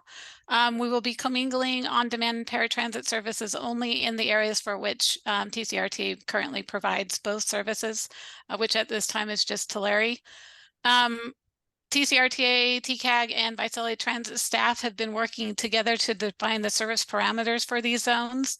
And VIA has provided us simulations based on population and expected wait times to determine the number of vehicles needed and associated costs. We've been playing weekly or so with these parameters to try to create the most efficient service possible. But to date, based on this data, the phase 3 expansion is expected to cost between 3 and 4.6 million annually. Our projected go live date of July 1st is still contingent upon funding and the timely delivery of service vehicles. I'm happy to answer any questions. Great, thank you. Is there any public comment on this? Did I ask for public comment yet? Is there any public comment on this item? Any public comment? I see no public comment be closed. Any questions, comments from board members? Microtransit, I'll do Ms. Riddle and then Mr. Wyra. Oh, thank you. Exeter only has 11 rider share daily, and so microtransit is the best fit for us. So we're very enthusiastic about microtransit. Okay, thank you, Mr. Wyra, and then Mr. Pinson. I had an anonymous email from a Bay Area person. And if I may just read to the board this email, please increase the frequency of buses to every 10 minutes on weekend and weekdays for Olive Street, Porterville to Bus Depot from 6 a.m. to 11 a.m. and on Putnam from 6 a.m. to 11 a.m. The current schedule of buses are too slow for students, children and teenagers. So I don't know if there's the ability to consider ridership and the numbers and, I don't know how many kids turn away. I don't know where they got this information, this Bay Area person. I just thought I'd share with the board that sometimes the buses don't come soon enough. And I know I lost my patience as a kid waiting for the bus a lot of times, so I would just run. No, I think that'd be something. I know Mr. Martinez and Mr. Gomez aren't here, but Mr. Valero's here, who are part of the operations committee. So maybe that's something they explore through the committee and come back to the board on that. So. Mr. Tusu? Anybody has microtransit, thank you. How's it? On behalf of the citizens of Pioneer. Thanks. Great. That's my comment. Thank you. So I had a quick question, Jenny. I know Caleb's here from Visalia. I know that you mentioned that Tulare will be the only city or the area that has a commingling of the paratransit, and that's because we run the system. But in terms of Visalia, is there any thought about them doing the same thing in both the city of Visalia and in Exeter and Farmersville? Or I think Goshen is where you guys also run the service, or is there any, are you guys gonna commingle that as well, or is it gonna be separate? It's probably probably not within Visalia, but definitely the other areas we can talk about that because those are in your guys' jurisdictions, really. So Right, but there hasn't been much talk about co-mingling.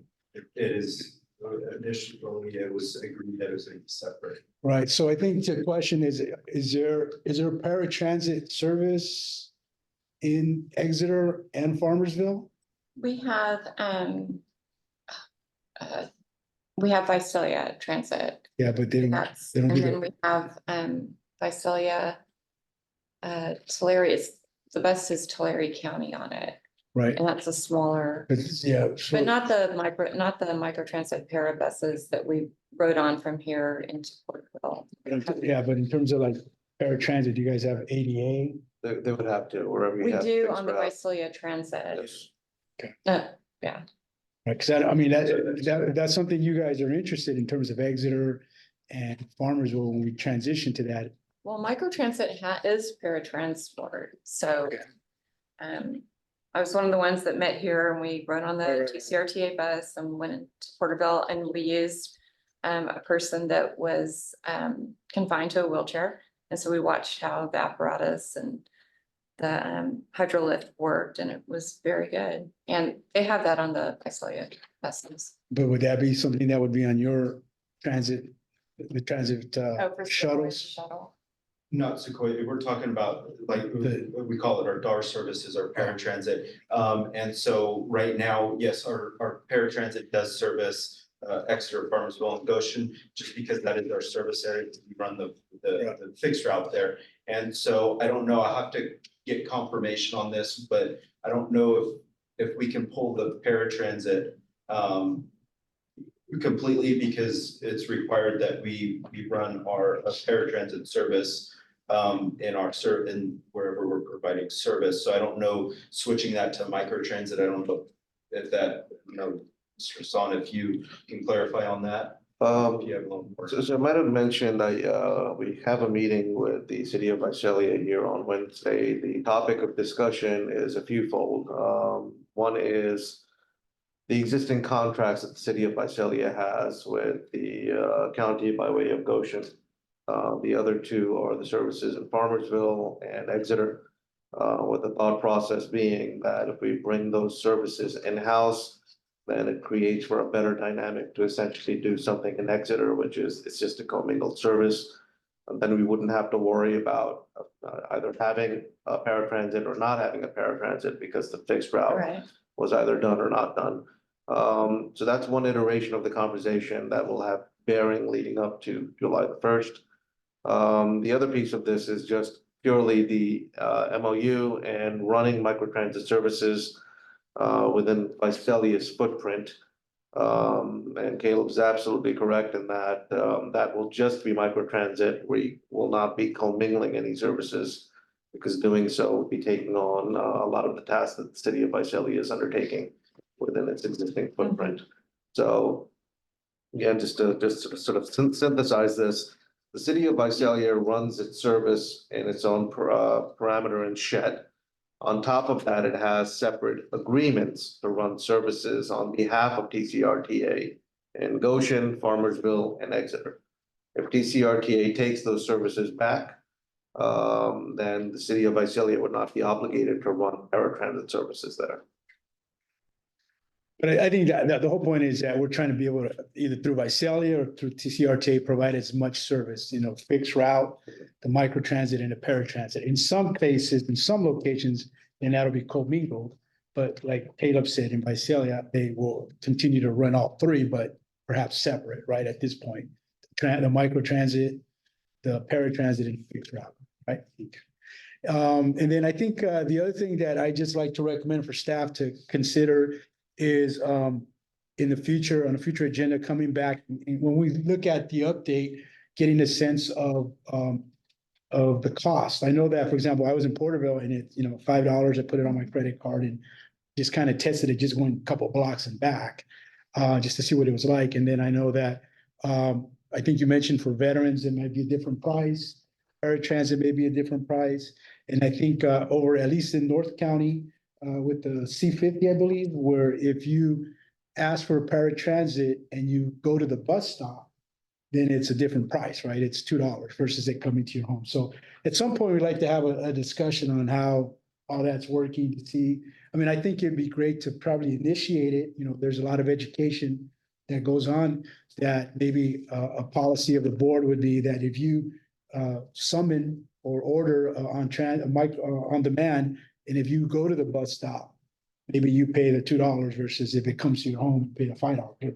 I mean, just the idea to get people to get on it, right? So that's kind of bigger discussion we like to have in the future, just to see where we're at, because we do have at least 2 or 3 different price points on that. If there's no other questions, and I look forward to going up to Dinuba and writing that one up there, and Tulare soon in the rest of the city or county. So there's no other comments or questions, and move on to the next item. I do have a Yes. question for Dr. G. What is your rider share for your microtransit? I don't know the numbers. Yeah, they'll report next May. So they just started April first. So it's only been in place for 20 days. It's been a crazy. Right, well, month. of course. Yeah, that's awesome. But at the next board meeting, we'll I have. got a lot of queries and a lot of people downloaded the app, Mhm. especially after 3 o'clock, the sports skips. Mhm. I'm wondering if your regular transit will decrease now that you have your micro transit. So your rider share data will be This has been interesting. my pet peeve. Overall, 7% utilization. Mhm. Does that equivocate to number wise? I don't. not Monthly, your know. monthly numbers. Remember that there is a route that where the bus was removed and we have micro transit already running through there. And so if there's someone that needs to be picked up, like at say London, they're gonna be paying the $2 instead of the $3. Right. So that has already been removed in place of the micro transit. Yeah, so that goes back to the other conversation, see how that works. That reminds me about the monthly college. That has been figured out too. Well, that service is still running. Yeah. We're not getting any money from Fresno as a result of that. That's a conversation I need to pick back up on July 1st. Now, I'll just Send you the numbers. Well, I'm interested in Dinuba's rider share. Yeah, well, Jenny will provide that. I think in the monthly ridership, it's Yeah, broken we have down. it. I have it. I Yeah. have your monthly ridership. Yeah. I just have to look it up. Yeah, I haven't seen it. And if I can just Yes. share really quick, because I took pictures as I was driving, but in one day I saw the micro transit 3 times in Dinuba at different hours of the day. And I was very excited to see that, so. All right, that's great. Sounds good. All right, if there are no other Lots of questions. coaches have downloaded the app. So I know. All right, so next we'll have the item I, information on the NTD sampling plan. Is that you, Jenny, as well? That is me.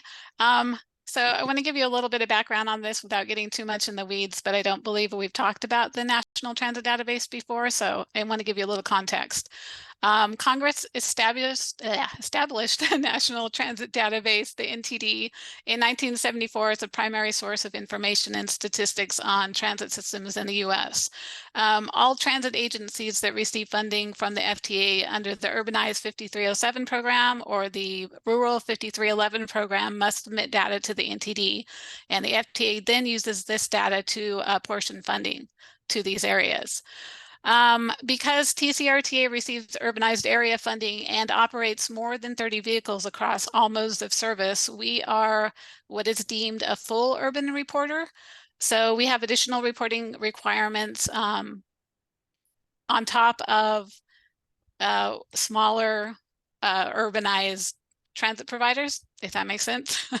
As a full reporter, we must report annually, and we also have to report monthly operational data as well as safety data. We must annually report passenger miles traveled, which brings us to the crux of this discussion. Data for both fixed route and demand response services. FTA mandates that almost all of their service data be collected as 100% counts, but they do realize that this can create a reporting burden for transit agencies. And so they do allow agencies to estimate PMT or passenger mile travel data through an FTA approved sampling technique. Sampling involves selecting a sample of scheduled services and having a rider basically just ride the buses, these random routes, and observe and record passenger on-off activity while the bus is en route. Due to staffing issues and other issues beyond our control, TCRTA was granted a sampling waiver for report year 22-23, which was NTD report 2023, with the understanding that sampling for the fixed route services would take place during this current fiscal year 23-24. The sampling has not yet occurred, but staff are working diligently with our NTD analysts to rectify this situation.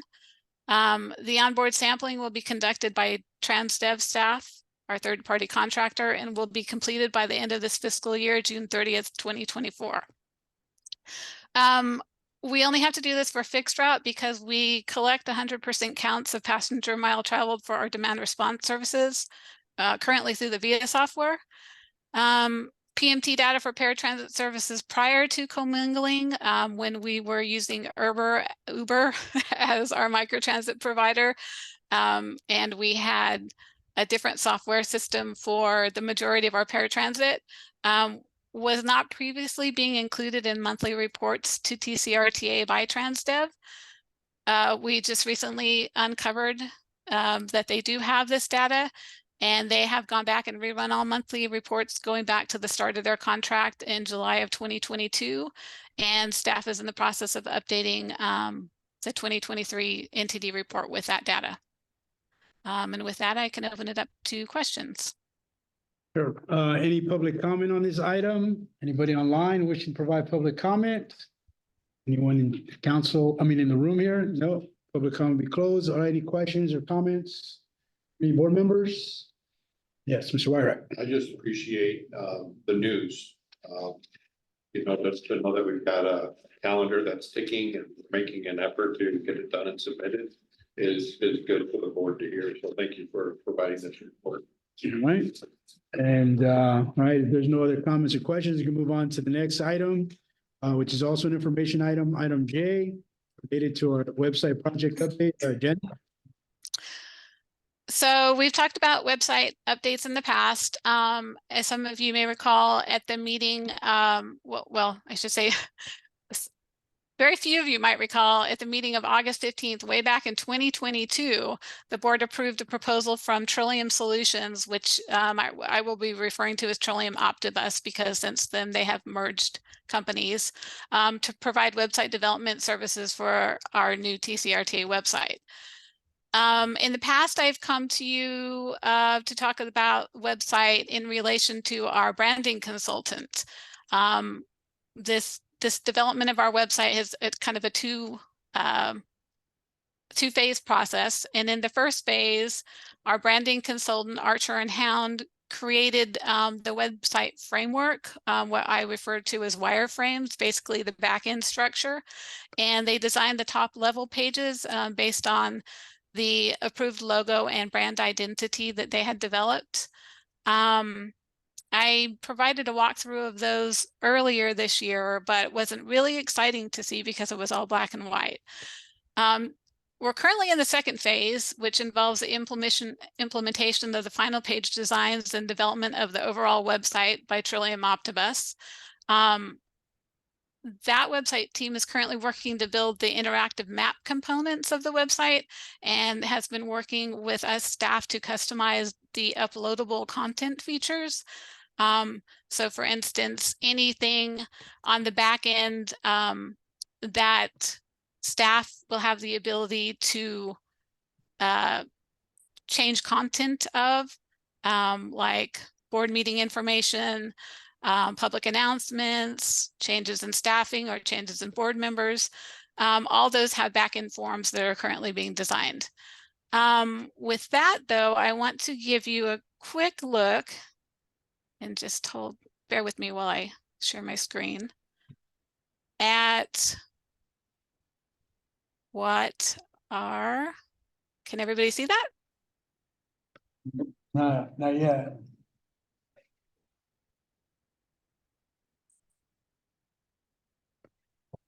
Let's try this again.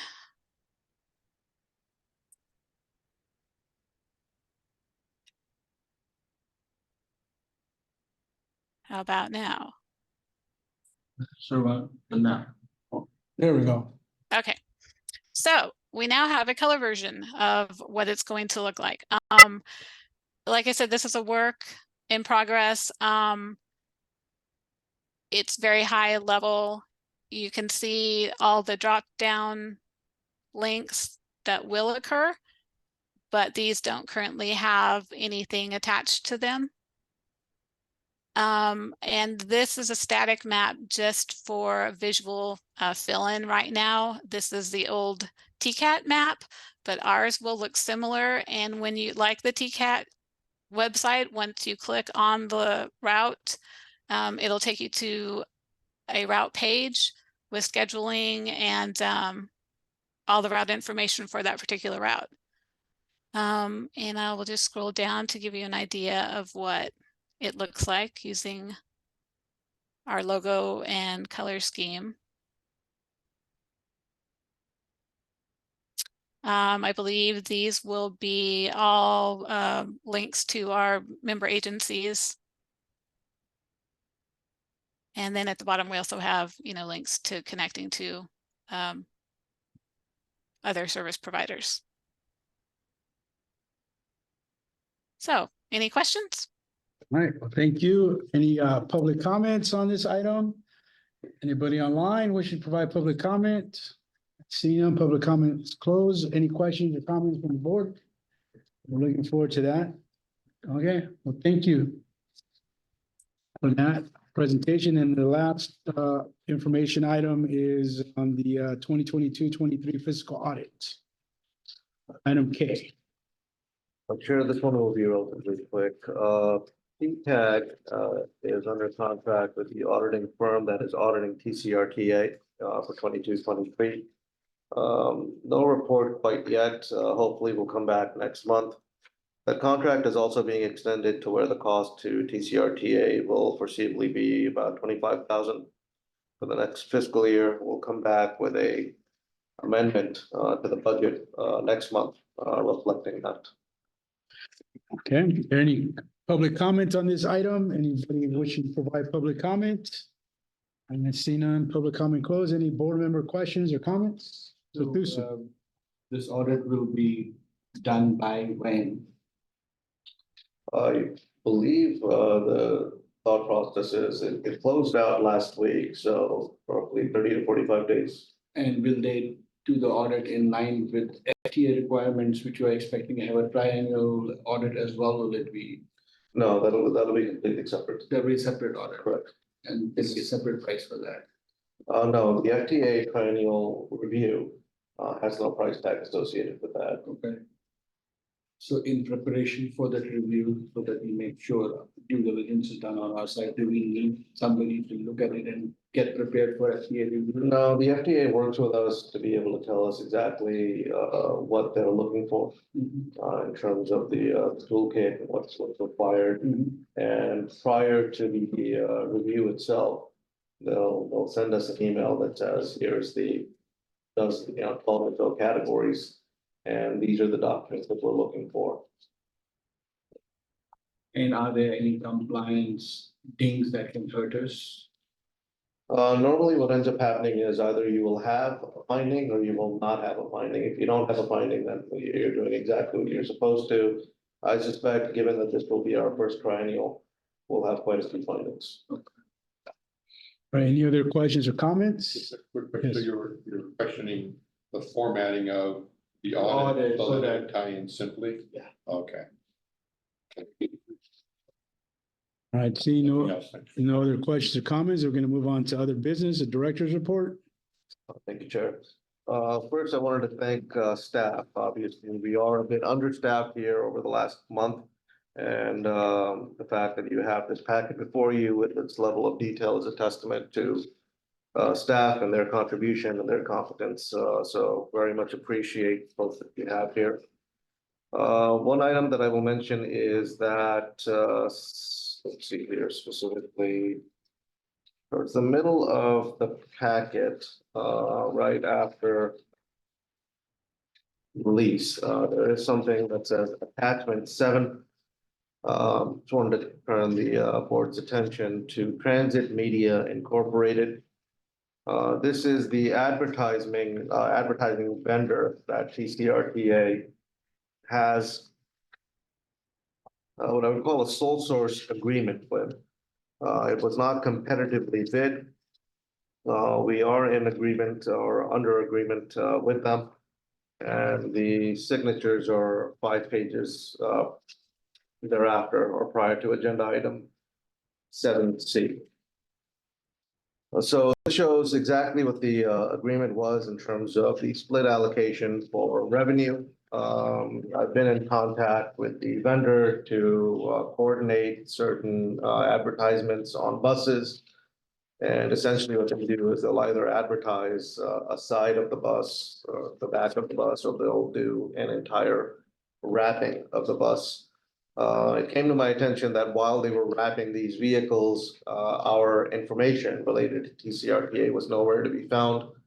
And working with the owner of this company, I've cited two things. One is that, sole source here is likely not justified and will result in a triennial finding, since it should have been a competitive process. But while we have this contract in place, that we want to make sure that as they go out and wrap our vehicles, that our information is on those vehicles so that people can identify the vehicles servicing them or TCRTAs.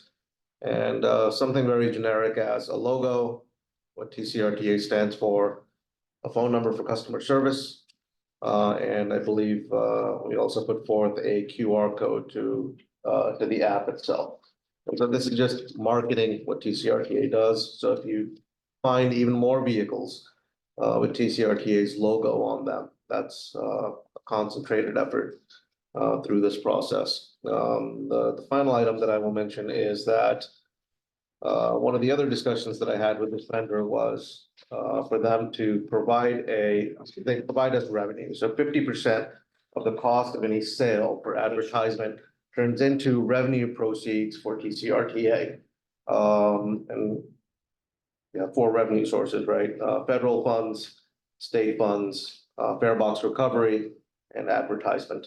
So utilizing the revenue sources out of the advertisement, I've asked them to come back with a quote that would essentially enable us to produce decals that we can place on the remainder of our fleet so that hopefully here in about 90 days or so, you will not see any antiquated vehicles with logos that are presently obsolete because those systems no longer exist. And so this is, again, an effort to bring uniformity to the fleet and make sure that the riding public understands, what TCRTA is as an entity, especially if they're being picked up by our vehicles. Outside of that, I was at Cal Act here last week. Had some very good meetings with the FTA and state DOT. A lot of different types of changes that are coming down the pike as it relates to the environmental process. In a synopsis, I think my takeaway was that we as staff maybe need to do a better job of educating the decision makers in our county of this linkage between public transportation and development, especially as it relates to development offsets for environmental purposes. The state of California is very heavily focusing on mitigating any environmental disruption caused by development in general. And one of the things that public transportation does for cities and counties is it provides the credits needed to offset what one might consider sort of environmental damage as they're going through the natural cycle of development. I don't think that's understood enough in many locations, but I think it's a sort of a net advantage in terms of having a conversation that's focused around that public transportation isn't just about transporting individuals from one location to the other. It actually is facilitating economic development outside of the transportation of those individuals. So certainly more to come as the state is also undergoing some changes. And one of the things, or one of the chief things that was coming out of Caltrans and DOT as a whole is their focus on transportation as opposed to streets and roads. And that's sort of a core philosophy that they're beginning to take a hold of. And there have been a lot of shifts within their regions as they're allocating their staff to essentially offset the environmental regulations by way of increasing transportation and transportation related focus under Caltrans. That is all I have. Great. Thank you. Thank you. So any comments on the report or questions? No? All right, next, and then we'll get to Ms. Ritter in a second. Any requests from board members for future agenda items? Yes, Mr. Water. So you had a request for the cost for the right costs, for the price points for the different people that. Yeah, they talk about that, That's on yeah. there. Closed sessions, if there's any new or aging lawsuit information, is that, because we haven't talked about, talked about any, and so I don't know if we've actually been sued at all. On what? On, Any kind of lawsuit that's against the agency or that gets tendered to us, if it could be a closed session item, and then we could talk about a closed session and just get a status every once in a while on if there's any progress, Can we? or is that accounting thing? No, it's TransDev picked up the tender on the one that was the most recent one, so I'll reach out to them to see if they could give us some kind of update. And if not, I can just at least pull up the court records on that. is that? Yeah, I mean, yeah, the contract probably have a hold harmless, you know. Oh, okay. Oh, so you're talking about if someone's But litigation on the yeah, third party going vendor. on, Okay. You know, related to our account and. Yeah, I mean, A lot well, of times we get excused, but it'd be nice to hear about those. yeah, I haven't heard of anybody. Okay. And then I'd like to also probably thank the staff. I mean, it's a great package here today. There's a term that's used here a lot, and I've done real estate since the 90s. And in real estate and in finance, the term commingle just gives me a weird feeling, right? Right. Is that a transportation term? It's, that is the term, the commingle grants, commingle routes. Commingling of services. Services. Yes. Okay, all right. No, I picked up on that as well. Accounting and services is different. Yeah, no, I get it. It's Only in accounting has a negative. How about merging? Services is a positive. sorry to take our time on that, and then I hope the relocation is going well. If you're settled, that's great. You know, being in real estate, it's a challenging time, but anything we can do to help, if you need it, let me know. Thank you. Thank you. Any other items, anybody like to future agenda items? Sure, I don't have an agenda item, but I have a request for the next board meeting. Both me and my alternate mayor Reynosa will be at a city-related business. So we won't be physically present, so on just cause basis, either of us should be allowed to join by teleconference and we can give notice. Yeah, provide the notice and then they'll be voted upon at the. Yeah. next part. Okay, Both of us are at the conference at the same time. okay. All right. And I'll be, again, it's such a coincidence, the dates, like July, it's the same thing again, but she may attend and I'll be at the conference. All right, great. Any other, Did, you had yeah, I'm gonna get to it right Okay. now. I'll get to it right now. I'm just gonna, the other thing that I like to probably recommend, and again, go through the operations committee, is for them to discuss at some point. You know, I've been out there visiting different areas. I was in Medini Track the other day, looking at some city development that's gonna impact the residents there. And then I was in Porterville and then different Tulare, of course. So I wanted to see if there was a way that we can look at maybe a grant to put a bench at every stop. So that, you know, in terms of having a place for people to sit and catch the bus. So I'd like to kind of maybe through the operations committee, Mr. Valero, have you guys work with staff on what that would look like, if there's grants for that, and then just kind of begin to make sure that wherever we service, that there's a bench. I mean, the shelter's a lot more complicated, but even just as a bench could be set up. So that was one thing. Can I just add to Yeah. that really quick? And even looking at potentially cement blocks on the bottom of benches, because I know in a lot of unincorporated communities, there's a lot of potholes when it comes to people waiting, especially when it rains. And so that's been a concern as well. Okay, so I would ask Mr. Valero maybe to work with staff on agendizing that discussion. And I think the microtransit pricing, as Mr. Wyrick said, is something we look at in the future. But other than that, Ms. Riddle, you wanted to make a statement before we adjourn? I do want to go over something that feels very important, so I'm taking 3 minutes. But I do want to bring back for future agenda item, just what I started when I first was assigned to TCRTA was I started a TCRTA ad hoc committee for Exeter for education. And I think we as electeds are the learning curve is very high with transportation. So I brought in our public works or city manager and the director at the time was director of trade. And it was very informational. And I just, we brought out our goals. We talked about the agenda, getting put onto the agenda. And I just don't like rubber stamping. And sometimes I don't understand something. And so I really, by my nature, I'm a master's prepared registered nurse, but I was a risk manager in hospitals and clinics. So by nature, I want to dig. And when I feel like I don't understand something, I just want to get to the bottom of it and ask. And I felt like the ad hoc committee was something that was helped to bring our city and TCRTA together at the same table for really good communication. And so I hope that with people able to carve out some time to start this back up again. I meet with my city manager probably 2 to 3 hours every week. And I feel like I need to do that, prior to a meeting with you to pick your brain and become more well-informed.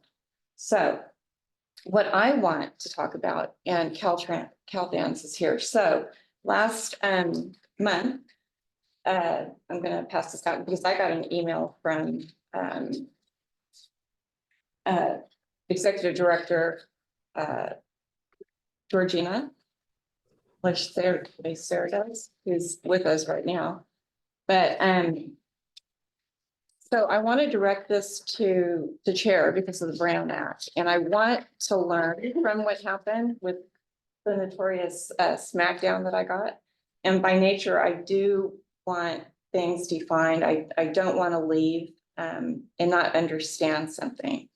But what I feel that part of the chairman's job is to create an environment where we can ask questions. And so Director Georgina had prepared a presentation at TCAC. So she came to this meeting and she had just a private citizen from Ivanhoe.